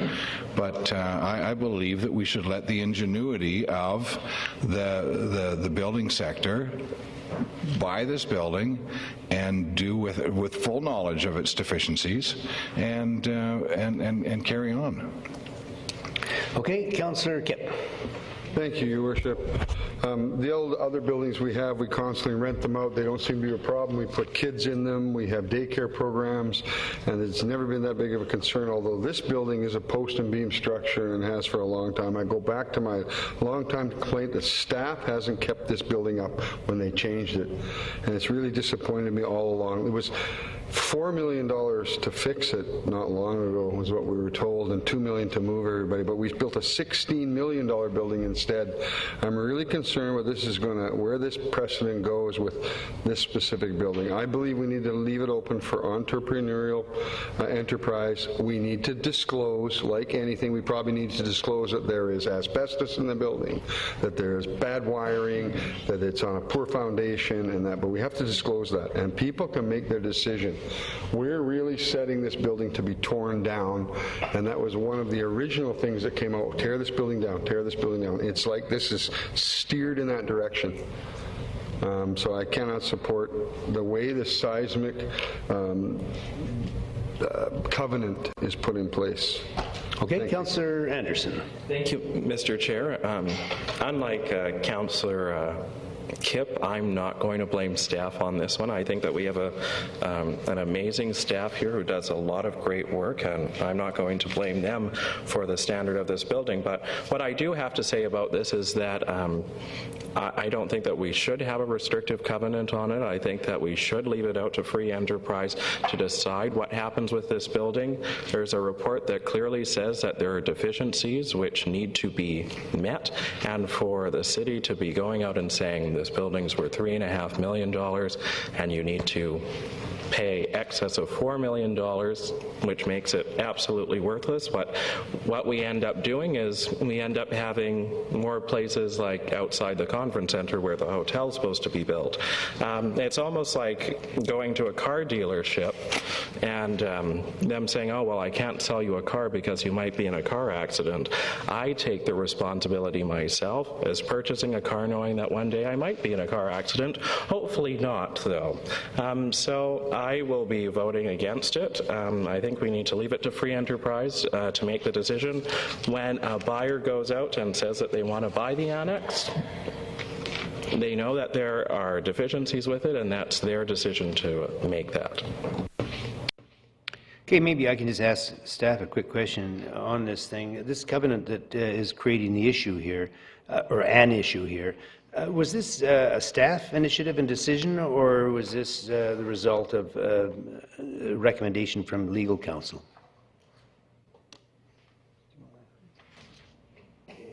Your Worship, it was a staff recommendation in consultation with our legal counsel. They assisted us with the wording of the covenant. Again, the covenant is recommended to be put in place given the severity of the issue. And in other circumstances that we've dealt with, we didn't see the severity of the issue. Okay, thank you. Councillor Johnston. Thank you, Your Worship. My question's been answered. Councillor Brennan. I just want to say that the concept of buyer beware is a very old concept. It's not a current concept. We have all sorts of legislation protecting the buyer because we no longer give the entrepreneur the unfettered right to do things that we know are dangerous or not in citizens or the public's interest. We've recognized that. We've passed legislation that says buyer beware is a bad policy. If I go to a car dealer, he's unlikely to say to me, don't buy this car. But I wish he would if he knew that the brakes were bad. So I think that's what we know. We know the brakes are bad here. You know, if I know that the wiring's bad, that there's asbestos there, that there's seismic issues, that the tiles are lifting, that the plumbing is falling apart, I don't want to say to somebody, go ahead, buy it, allow people to work in it, be my guest. Absolutely not. I mean, we really do have some responsibilities to the public and to everybody else. We aren't entrepreneurs. We're not guided by the same reasons for being. We're here to protect the public interest in many ways, and this is how we do it. This is how we do it, by recognizing that we have a building that's in particularly bad shape, and we don't want people working in there unless they upgrade it seismically. And that's our responsibility. The responsibility of the entrepreneurial class is to see that, make an expression for interest that pays attention to the requirements that we're putting there. That's our job. It's their job to meet those requirements. Okay, what I'd like to do is call the question on it. We've debated this thing 3 or 4 times now, and everyone's had a chance to speak on multiple occasions. Is there anyone on council that has not yet made up their mind on how they're able to vote? You haven't made up your mind? No, is there anyone on council that hasn't made up their mind on how they're able to vote tonight on this issue? You haven't? I've been known to change my mind, Your Worship, right up until the last second. I just want to make a comment about our duty and responsibility as it relates to civic buildings. And less than half a block away is the Franklin Street Gym. and if we're as equally concerned about protection of the public and the public's interest and safety, children, seniors, and otherwise, then I suggest that we take a very serious look at a building that is publicly owned within 50 yards of this particular building when we talk about the responsibilities of safety to our citizens and our public. And while I don't disagree with the fact that, of course, that forms part of our decision-making process, clearly, not in all cases, are we as equally concerned about buildings that we rent out to the general public for public use. So perhaps then we should be really taking that seriously into heart about buildings that we actually derive an income from, about their safety and putting people in them. Okay, Councillor Anderson. Thank you, Mr. Chair. I just want to make a couple of comments. The first, when you go to a car dealership and you'd like them to tell you that the brakes are bad, usually when you go to a car dealership, they don't give you a... how many pages was the report from the engineer that said that there was seismic deficiencies? The report is about 40 pages long, and it includes a description of how the building would be repaired, as well as the analysis. The analysis is about 4 pages. And I don't usually go to the car dealership, in the case of which I bought my car in September, that they gave me a 40-page document telling me everything that's wrong. But another thing I also did was I took it to someone who told me that there were a bunch of problems. And I think when they are giving you clearly, and we're having a debate, that there are numerous issues with the annex, that it's clear whoever may be watching this, and that they can now go and watch it on the website after we're done, that they can watch this and say, oh, there is building deficiencies, that there is seismic deficiencies as well. And you also mentioned that we're here to protect the public interest. One of the biggest things that we're supposed to do is make sure that we protect tax dollars as well, and that when we are selling a building, that we make sure that we get the best bang for the buck for the taxpayers as well. Sir, Your Worship, I just wanted to make one comment, and not to enter into the debate any more than I should, but one of the challenges that, and the reason we made this recommendation is because yes, we're disclosing this to prospective purchasers, but there's no requirement that the purchaser do that upgrade. So even though we've disclosed it to the purchaser, that purchaser may well go ahead and put in several hundred people in offices that don't know about it and may find out about it some way or may not. So the only way to ensure the work is done is for us to put that as a requirement. That's all the only way we could think of to make sure it was done, and that unsuspecting citizens aren't housed in that building by some unscrupulous buyer. But are you suggesting then that if, with the covenant in place, they could still go ahead and occupy it without even being aware of it, and with the covenant still? Well, the owner will be aware of it, but the employees that come along later, they wouldn't probably check the title to see that there's a covenant, and so it may not necessarily be upgraded without our requirement to upgrade it. Okay. Councillor McKay, Councillor Patchy, Councillor Kipp. Councillor McKay. Relative to the automobile analogy, the difference between one person looking at a vehicle to purchase or a building to purchase is that I may have to go to the dealer and get all that work done, and I find that to get those brakes done, it's going to cost me $2,000, more than I'm willing to spend on that particular automobile. However, my neighbor happens to be an automobile mechanic, and he decides to purchase that vehicle, and he's fully capable and competent to be able to make those repairs. So he will, the ultimate cost of the investment to him is significantly less. As far as the building is concerned, we don't know we're assuming that some unscrupulous slumlord is going to buy this thing and not spend a nickel on it. I don't think there's anybody that would ever rent that building knowing that all of this is out in the public domain, and the real estate professionals are required to disclose these types of things when they are future purchases. It's out in the public domain what that building's all about right now. So what I'm suggesting here is that we're throwing away the value of that building by requiring this when we don't even know what the possibilities for that building are.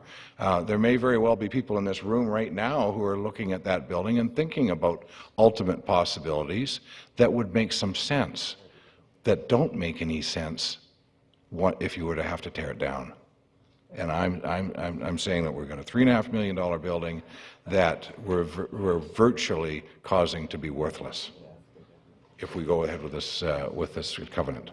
Thank you. Okay, Councillor Pachi. Thank you, Worship. To staff, if I may.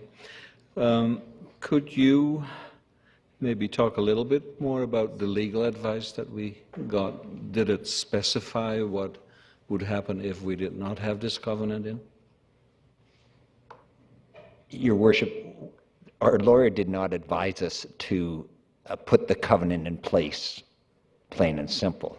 We started off with determining if this should be a recommendation as part of this report that we put forward to council. Thereafter, once we decided that would be a good strategy, or a strategy we believe we should follow, then we talked to the lawyer about the implications of doing so. Okay. Thank you. Councillor Kemp. Whoop, I lost you here, sorry. Your Worship, the Herald report was done in 2008? Was completed. How much work has the city done for seismic upgrading since 2008 and the number of renovations that have gone on? The anchoring, continual load path, any of that been done? The city purchased the building in 1999. Thereafter, we commenced, as different areas were renovated, to put in seismic restraints in various areas. But as was reported to council a couple years ago, when we started to do the analysis of the seismic upgrade with the engineers found that the reports of reinforcing in the exterior walls were incorrect, and there is no reinforcing, and the severity of the problem was determined after 2008 and 2009 about the severity, and that's what changed the whole analysis here, that the building is not strong enough with the exterior walls, so no matter what upgrading you do in piecemeal, the building will not hold together in a severe earthquake because of the exterior walls. Thank you. Okay, I see no further questions, so on the motion, all those in favor? Opposed? We have the Councillor Kipp, Councillor Beswick, Councillor McKay, and Councillor Anderson opposed, balance of council in favor. And you concur on that? Thank you. The motion passes. We'll move into unresolved building deficiencies, notice on title, section 5.7. It is requested that council hear anyone wishing to speak with respect to unresolved building deficiencies or illegal suites at the properties listed below.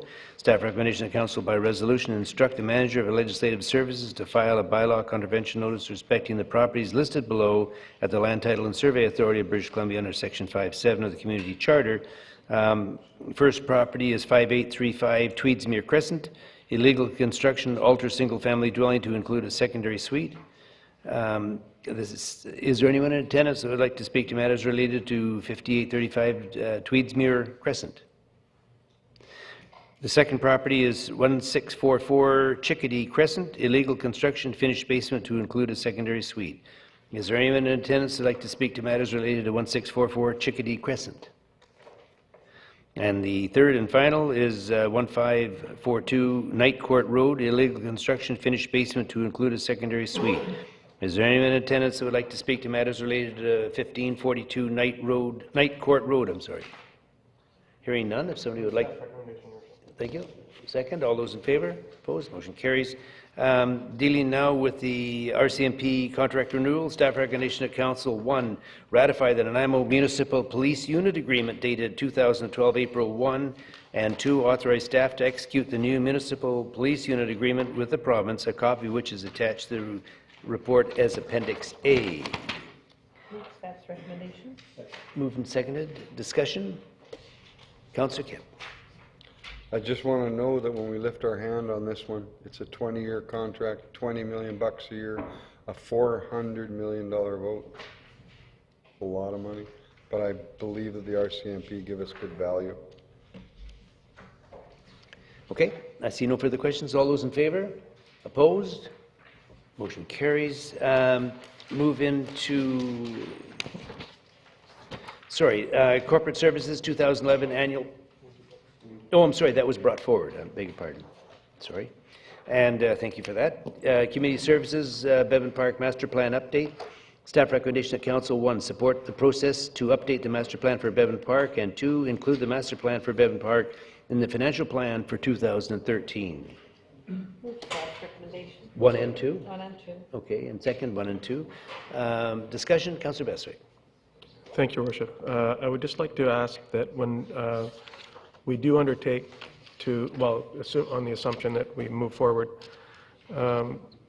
a master plan for Bevan Park, which I think is for 1998 or thereabouts was when we did the last one, that we undertake a master plan for sports, recreation, arts, culture, and entertainment that gives us a 50,000-foot view that for the entire city, which obviously would include Bevan Park as one of our signature locations, one of our last and largest land designations for parks, recreation, and cultural opportunities. So while I'm certainly in favor of the recommendations for an update of the master plan for Bevan Park, I would like us to include, and I'm quite comfortable, Your Worship, to make this as a friendly amendment, that we do a sports, recreation, arts, and culture master plan for the entire city. So, Your Worship, of course, that's up to council, but I just want to comment, though, that goes beyond the resources that are planned for this review that is proposed for 2013. So, while I'm not saying for or against doing that, it's a whole nother fairly expensive and time-consuming process that would significantly delay the proposed master plan for Bevan Park and would add considerable to the cost. Okay. May I respond, Your Worship? Yeah, sure. Go ahead. Well, if I may, we're discussing the 3rd Street corridor.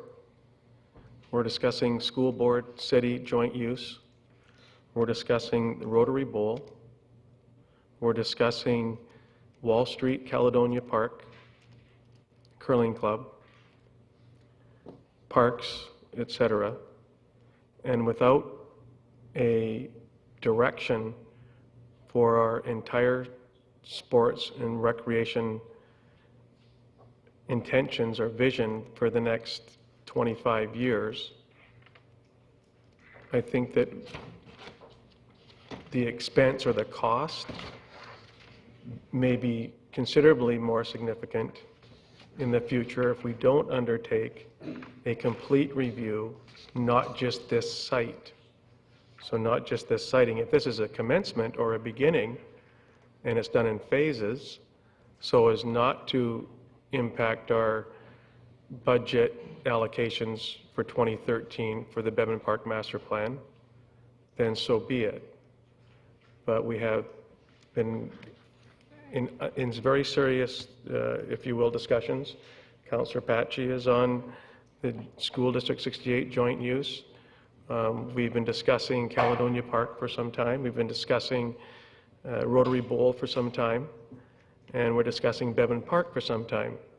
And we only started talking about the Bevan Park Master Plan within the last 4 to 6 months when the earlier delegation came before us for a $300,000 commitment for the Bank of Ireland exhibition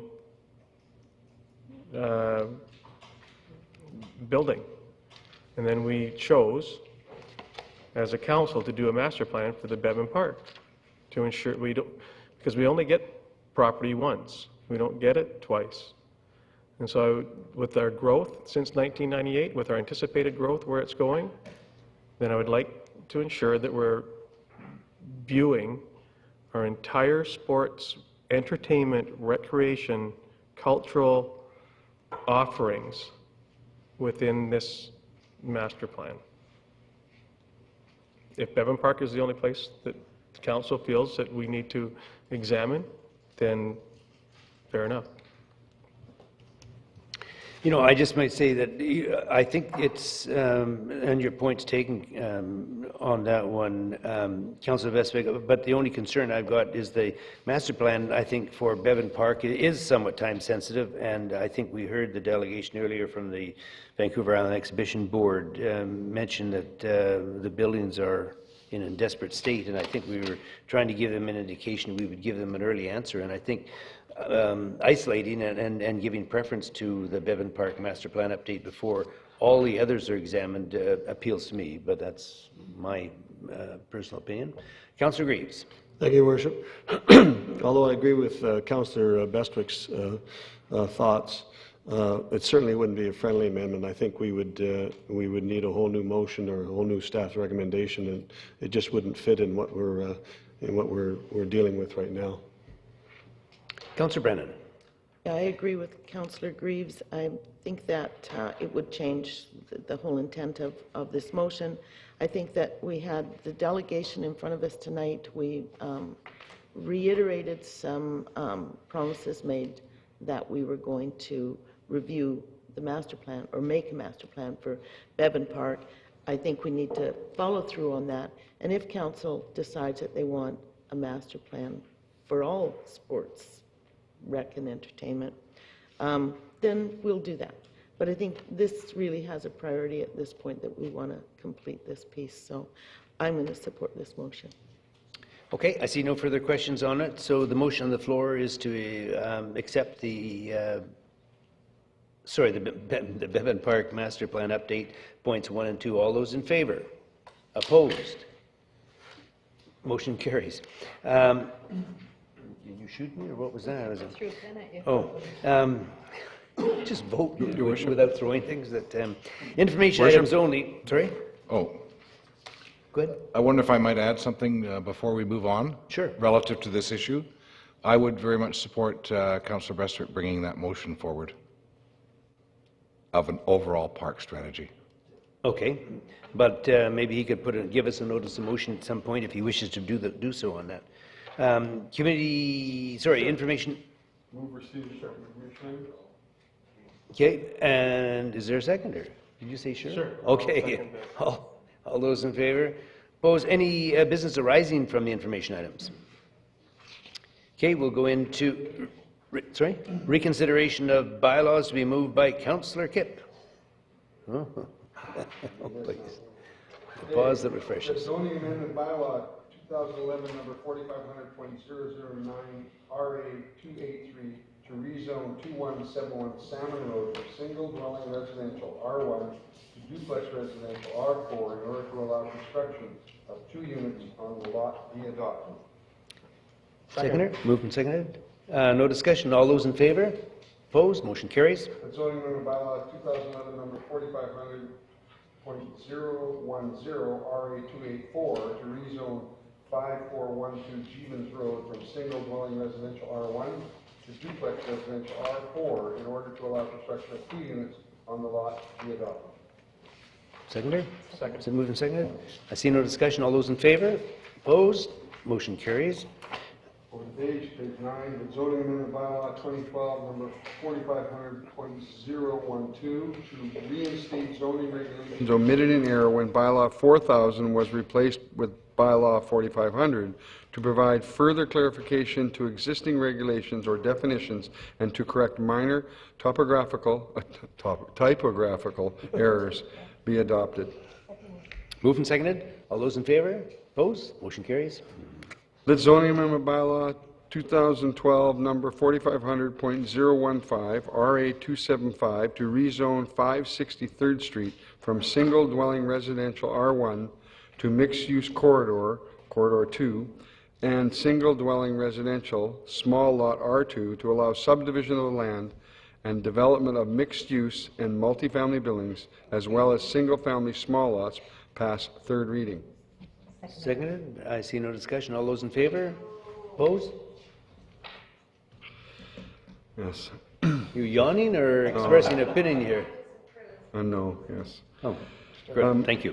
1, the rezoning amendment bylaw 2012 number 4500.016 RA 287 to rezone 4830 Vista View Crescent from townhouse residential R6 to single dwelling residential R1 to allow subdivision of the lot into 10 single-family residential lots, pass third reading.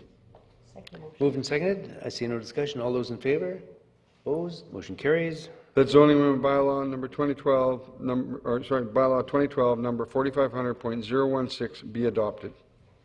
Second. Moved and seconded. All those in favor? Opposed? Motion carries. That building amendment bylaw 2011 number 5693.04 to exempt multi-unit developments comprised only of detached dwellings from the requirement to install fire sprinklers be adopted. Second. All those in favor? Opposed? Motion carries. Now, Introduction to bylaws? Yes. A1, that land use contract amendment bylaw 2012 number 7146, that's RA 279, to amend the land use contract for the Westwood Tennis Club at 2367 Arvett Road, pass first reading. Second. Moved and seconded.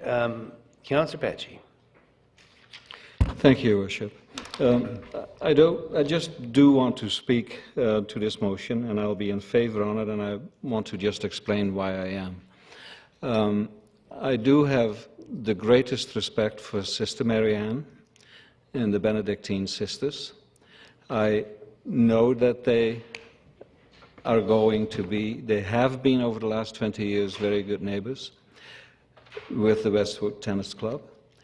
I do believe that Ms. Miller and her partner have gone a long way in order to accommodate some of the fears and some of the worries that were expressed over this very long time. I do believe, though, that after 6 months, it is time for us to move on. And from what I have heard from Sister Mary Allen, and from what I've heard from Ms. Miller and others speaking in favor of this, I believe that there is a very good possibility that this will work out the way all of us want it to work out, with some extra goodwill maybe. And I would exhort everybody involved to still, between second reading, if that passes, and the public hearing, to try one more time to settle the outstanding issues. I think it can be achieved. And, you know, if Dr. Winkler thinks it can be achieved, then I can't be doubting that. It may not be easy, and it may be slow, and it may not work, but with some goodwill that all of us expect from the neighbors and from the neighborhood, I think I'm at ease with my vote. Thank you. Councillor McKay. Thank you, Your Worship. I, too, witnessed last October's hearing, and I watched this with great interest from the gallery. One of the advantages of being in the gallery is that you get to watch people's body language, and you get to see how they communicate with their body language and how receptive they appear to be to new ideas, to new information. And what I see happening here, when I watch the body language and I watch the communication styles of the owners of the property versus some of the neighbors, they were very, very different. You see the owners of the property who were doing everything possible to nurture their business, to feed it, and to ensure its survival in very, very difficult economic times. On the flip side of it, I see neighbors and other people speaking against it who are being absolutely, in my opinion, totally unreasonable. This room right now, based on what Dr. Winkler wants relative to noise levels, is noisier than that. 10 decibel expectation for a facility like that is absolutely ridiculous. And it is, and in fact, I would like to pose the question of staff, a couple of the restrictions that the owners have agreed to in their desperation when dealing with people who appear to be extremely unreasonable. They have agreed to, one of which is these sound berms or these fences. How could we remove that restriction for them? I don't believe that they're going to serve much value, but these very desperate people have agreed to them because they're trying to compromise with their neighbors, something that's not being returned. Mr. Tucker? Yes, Your Worship. If Council were wishing to remove that item from the land use contract, that you'd need to pass a motion to that effect, that clause in the land use contract amendment bylaw be removed. Thank you. Then I'd like to put forward that amendment. Okay, is there a seconder for that? I'll second that. Move to second? For discussion. Yes. Okay, now we're going to be dealing with the amendment on it. So is there anyone that would like to speak to the amendment first before we go back to the main motion? I would, George. Go ahead. So just as it relates then to amendments for first and second reading, may there be amendments made at third reading? Yes, if Council is wishing to make further amendments following the input received at the public hearing, what would happen is it would be reconsidered at third reading, taken back to second reading, the amendments made, and then taken to another public hearing. Okay, anyone else would like to speak on the amendment? And go ahead. Mm-hmm. Thank you, Your Worship. I have a different view of it. I've seen a neighborhood, and I have one of the longest of the teeth here, having served back in 93 to 96, and saw not only this, more things have come into that neighborhood and caused them confusion. I noticed in the plan I have a concern of where the location of the house is, the new residential house. It's way within the current riparian zone. It's too close to the lake compared to our current standards, so I'd like to change that if we're changing something too, as an amendment. I noticed where the fence has been put is to protect that residence that's not yet been built. So obviously the owners of the land use contract have some consideration that that fence will actually protect their future residents, that RS1 residence that could have 2 suites in it, or it could have a secondary suite. So I believe they even realize that that fence has some benefit, and I know they've compromised. I wish they would have continued along and done the final meeting. I'm disappointed this is pushed forward because they can't feel they can go any farther. They still should have at least accommodated the meeting. We sit and listen to people, even though we might have a different opinion. So to remove this now, I think, is somewhat premature. It was not a subjective report. It was done by an engineering firm, albeit to a certain level. It's not subjective, it was objective. It was a request of the neighborhood because there has been some concerns about sound. And again, I reiterate that that fence was put in the interior one, which we'll call not on the Bethlehem Retreat side, but the interior one, was even placed by the proponents to protect their new residential. So it obviously must have some concern for sound, or they would have put the fence against the Winklers' property.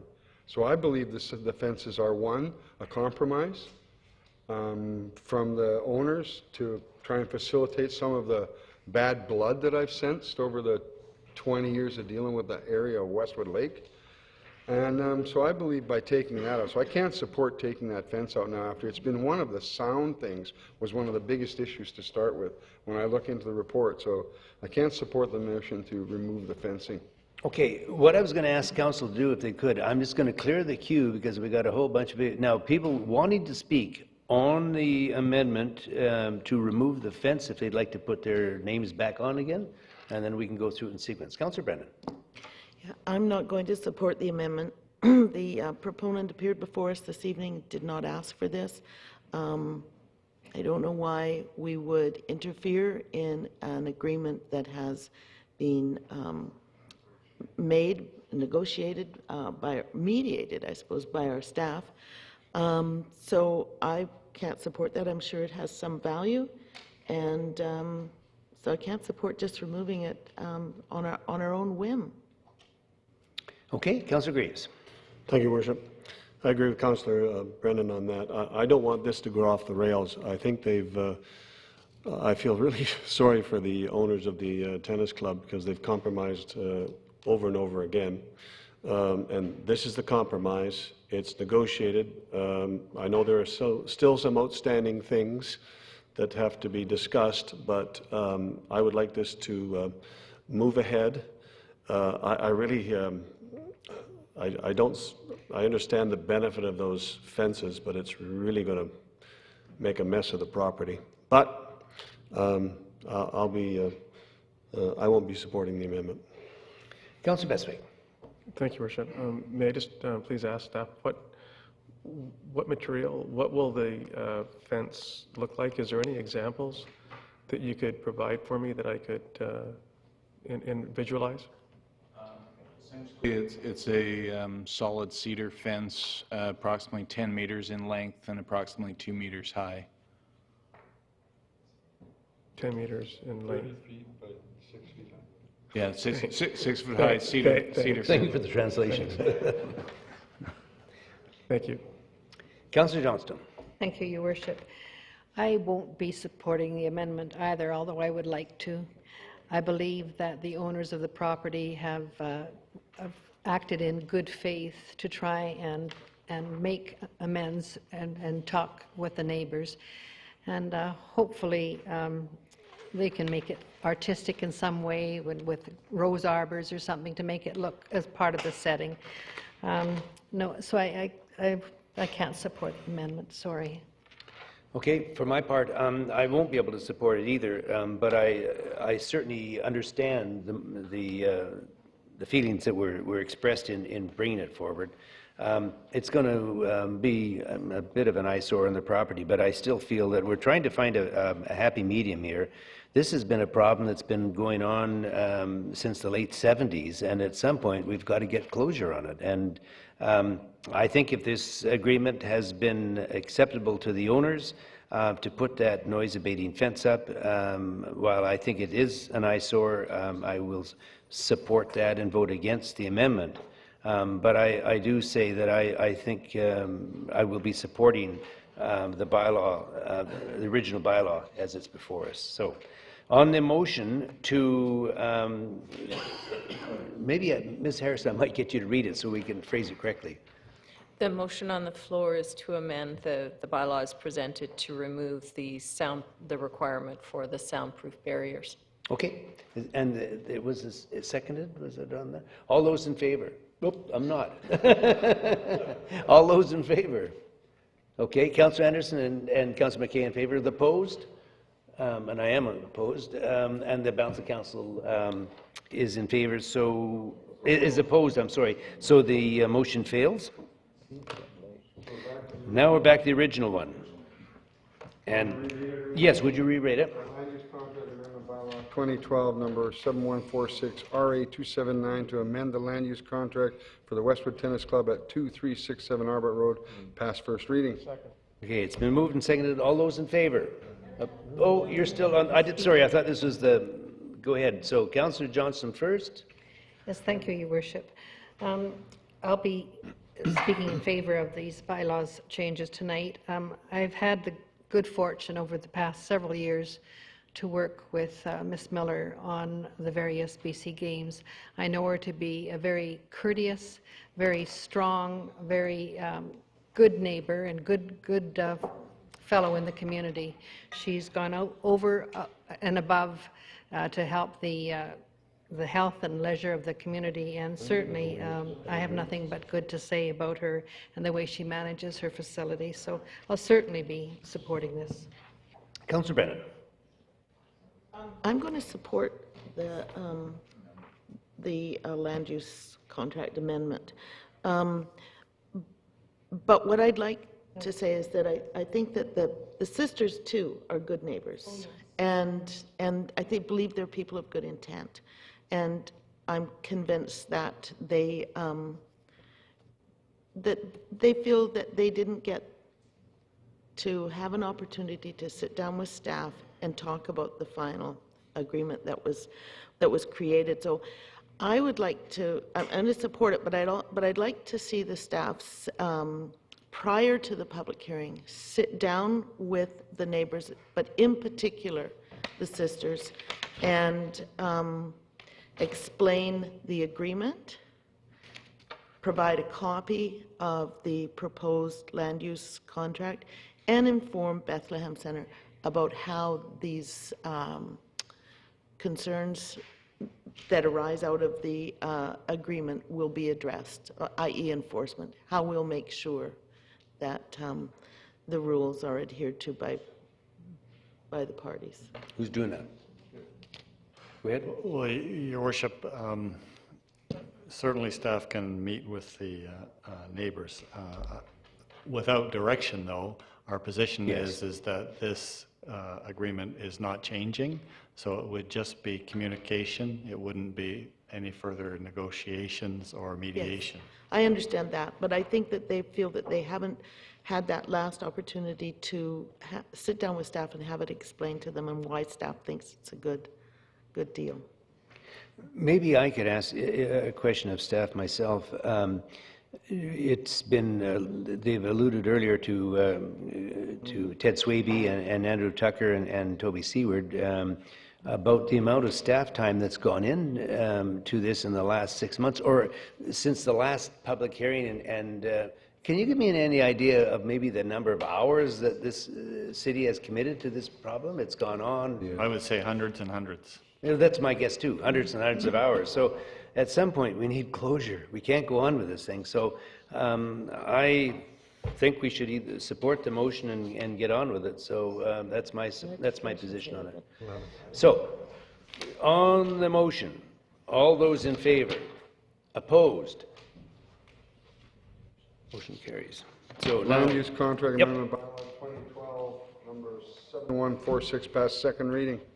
Seconder, did you second? Okay, all those in favor, opposed, motion carries. Introduction of development bylaws.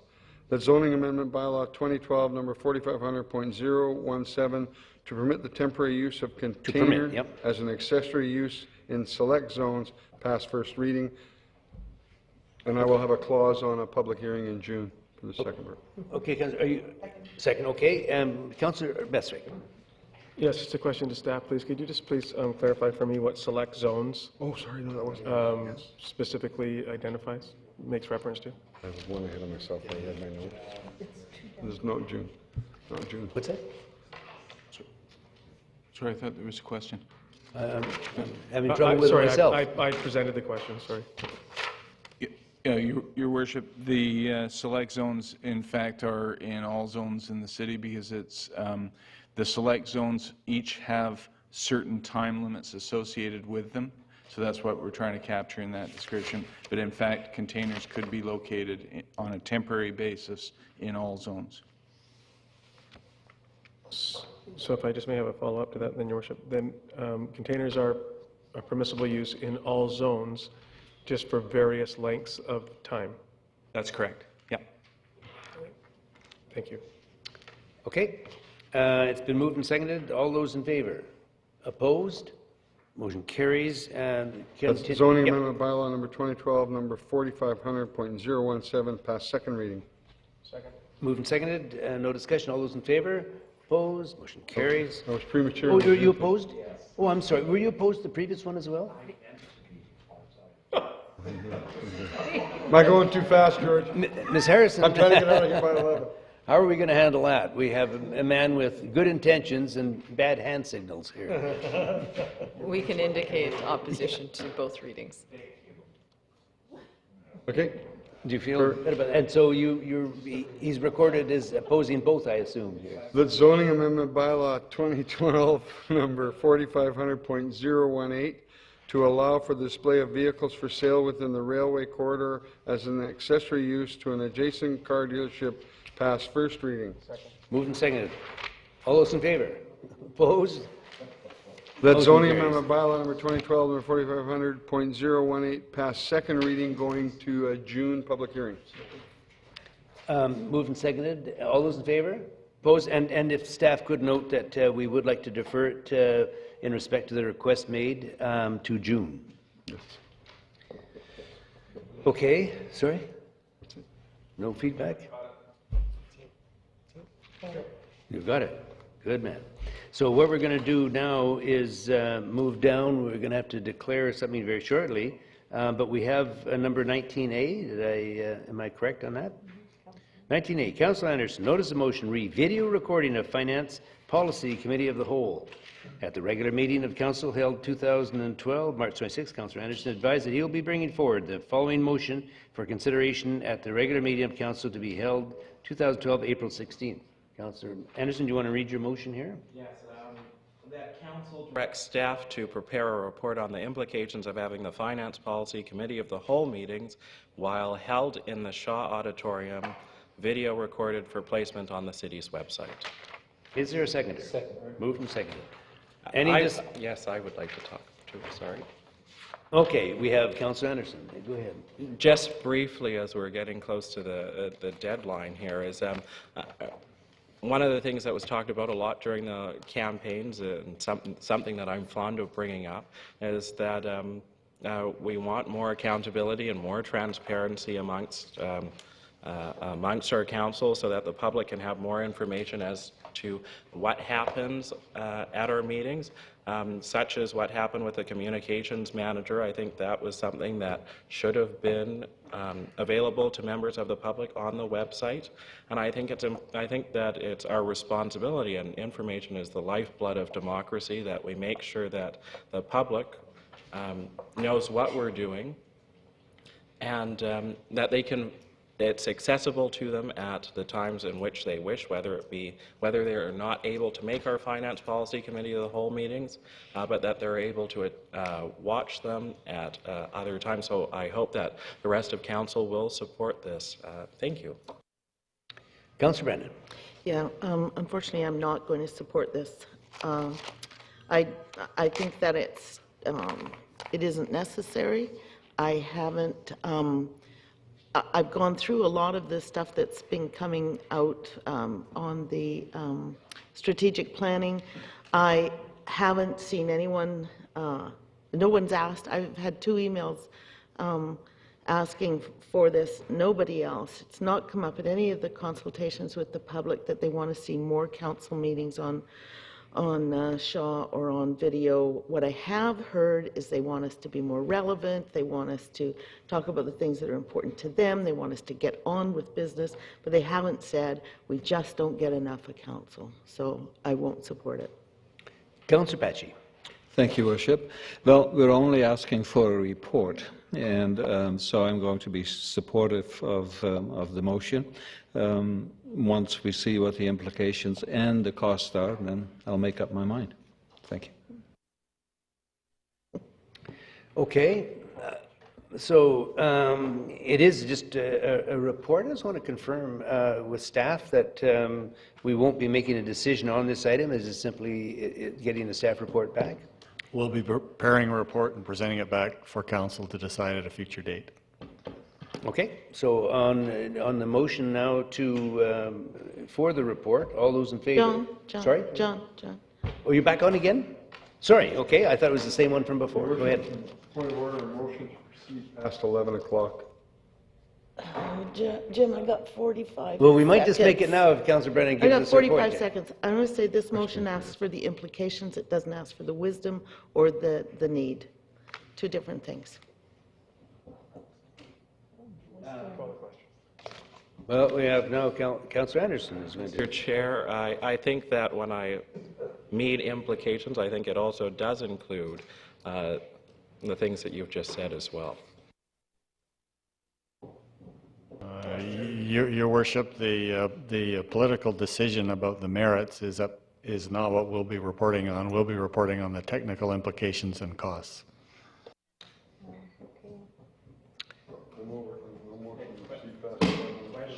Okay, well, would someone like to make a motion to continue on past 11 o'clock? I made the motion. Who made the motion? Well, we have his motion on the floor. Yeah, Now it's Jim over. made the motion. But we haven't, we Your passed Worship. 11, we're finished. Let's just vote on You're- it. We have it in front of us right now. Just vote. Okay. Call the question. Okay. All those in favor? Opposed? Councillor Brennan opposed, balance of council in favor, the motion passes. Motion to proceed past 11 o'clock, or 11:01? No, we want a motion to adjourn. Well, We have question period. Yes, you do. Yeah. well, but I mean, so it's... I have a motion to proceed past 11. Okay, is there a second? Moved and seconded. All those in favor? Opposed? Councillor Pachi opposed, Councillor Brennan opposed, balance of council in favor, so we will continue on with it. Question period. Question period.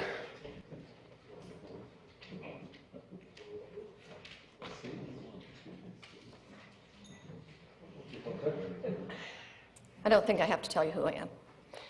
Anyhow, my question is, I have two tenants right across the street from where the driveway is. Am I to tell them that they are going to have traffic coming out of the tennis courts to 1 o'clock, or what time? What time is the facility going to be closed? My understanding it was all on the website, and somebody read out that information tonight. Is No, not closing of the facility. You have 8:30 when they're supposed to stop in the restaurant. People that come in after 8:30 aren't supposed to be served. After 10 o'clock, the people can go from the patio Okay, well, maybe into the Councillor restaurant. Anderson, do you have a... Mr. Tucker. My understanding is that it closes at 10 p.m., as it says on the website. I think what Ms. Russell is referring to is the liquor license, which allows them to go later. So is it written in this bylaw that it is going to be closed at 10 o'clock? The amendments to the land use contract specify the last seating for the restaurant is at 8:30, that service outside is to stop at 10, and that the patio closes at 10. So the whole facility will be closed at 10 o'clock? No, I said the patio. Okay, so what time is the whole facility closed? When the last patron leaves, if they are in the facility inside and have been served their dinner and are finishing their dinner, it would be when they finish their dinner. I've never been in a restaurant where I've been thrown out on a certain time. Councillor Do restaurants not usually have a closing time? Yes, and their closing time, as stated on the website, is 10 p.m. Okay, so my tenants can expect people going out at 10 o'clock, at 11 o'clock, at 12 o'clock, at 1 o'clock, depending on whether they're going to have a drink. I think the point is we're trying to explain to you, Mrs. Russell, that it would be reasonable to assume that if there's no service that late, people aren't going to sit there for 3 hours and look out the window. I would suggest they will leave very shortly after they've been fed. But there's no requirement, if you're going to ask, there's no requirement that they have to get off the property by 10 p.m. But shouldn't there be one? No. So the sisters next door, if they have a retreat and all the people have gone to bed, they're going to hear all these people leaving? Well, but conversely, we've heard earlier tonight from people saying that there was an awful lot of noise from cars leaving the retreat. So it's a two-way street. that is not... We're not going to debate it. Councillor Bessick, do you have a point? You had a question here? No, I just wish to try to offer an explanation that the restaurant establishment will operate within the hours of its license, and if the license permits them to, if their license permits them to stay open until 1 a.m., just like any other establishment that has a license that allows them to stay open until 1 and open at 11 in the their 12-hour or 14-hour window or whatever their license states, that they may operate within those hours. And be it private, be it public, or otherwise, be it where it's located, or be on Norwell Road, the Wellington establishment, or they operate within the hours of their licensed time of operation. Okay. They can choose to close. I They would can just choose to like close earlier. each and every one of you to think about going to bed at 10 o'clock. Okay. No, at 11 o'clock. This is a question period. If you're going to form a question, you can, but it's 11 o'clock at night. There's other people who want to speak. I think you've made your point, and I think you've got the answer. Probably Thank you don't very accept much. the answer, okay? Next speaker. Yeah. Yeah, that's right, too. Mrs. Russell, there will be a public hearing on this same matter again, so you'll have another opportunity to bring back the issues and concerns you've got, and the proponents will be there and can answer them at that point. Okay? Gord Fuller, 604 Nickel Street. Listened for over half an hour about how unsafe the current annex is. My question is, does it not seem a bit ridiculous to you that a covenant requiring seismic upgrades to a purchaser is placed on the building for future safety, and yet council is perfectly willing to put staff at risk in this same building until a new annex is built? So, I don't know how to answer that. Does anyone else want to have a go at that? Well, Well, don't answer it. I would say, Your Worship, that with regard to our staff, is I think we are being diligent. We have undertaken a plan. We have a replacement in progress, and I think the staff respect that and appreciate that something is being done. I think we're moving as quickly as we can.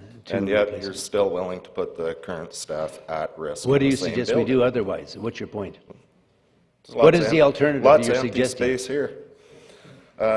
Just a brief comment to Councillor Brennan. I actually did bring up the videotaping of Finance Policy Committee of the Whole's transparency, openness in general at the strategic planning meeting, and it was posted on some of the scrap paper they had up there, so it has been mentioned. Councillor Patsy, what did you have? Okay. Councillor Vester, did you have something? Your name's flashing here. No, I seconded the motion to go past Okay. 11. Come on down. Why did you do that? Matthew O'Donnell, 771 Arbutus Avenue. Councillor Brennan, as an elected official and as someone who I'm assuming believes in a fully transparent government, how can you possibly be opposed to broadcasting a finance committee meeting that's very important and does affect the city pretty hardcore, especially considering the fact that this iPhone that I'm holding has the technology to like stream it onto the internet. It's not that expensive. It's not that hard. How can you possibly be opposed to that, respectfully? Is that rhetorical? No. Oh, because I answered that. I said that I didn't think anyone had asked for it. I didn't think that people were asking to see more of council. I thought they were asking for us to be more relevant to them. So, but just that's based off 2 emails, like I've talked to 10 people myself. I know I'm you just get a them layman. to email but- me, Matthew, because they haven't. Even after talking You need to an you. email? Like, why didn't you Even- say yes? gonna debate Even this. after talking Sorry, to you, my bad. Matthew, they didn't email me. Thank you. Next speaker. I wanted to thank you again, Councillor Kipp, for making that motion. I actually have 2 questions, but I'll save one for later because it is after 11. My question is on the annex sale. If and when this property is sold, and since the building of the new annex was built by tax-paying citizens and added debt to the city and a percentage of the increase of taxation, is it at all feasible that the funds acquired be applied directly to the city's debt reduction and perhaps a reduction of future taxation? Maybe Well, Go ahead. I think that is entirely feasible. That would be up to council to determine in a future budget. Okay.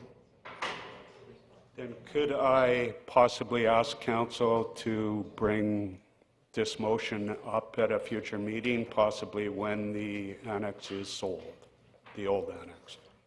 Sure. I think the details surrounding the sale would be made public before it's finalized. Oh, So yeah. sure. Yeah. Okay. Now, I see no one else, so if we could ask for a motion to adjourn. And seconded, we stand. Thank you, George.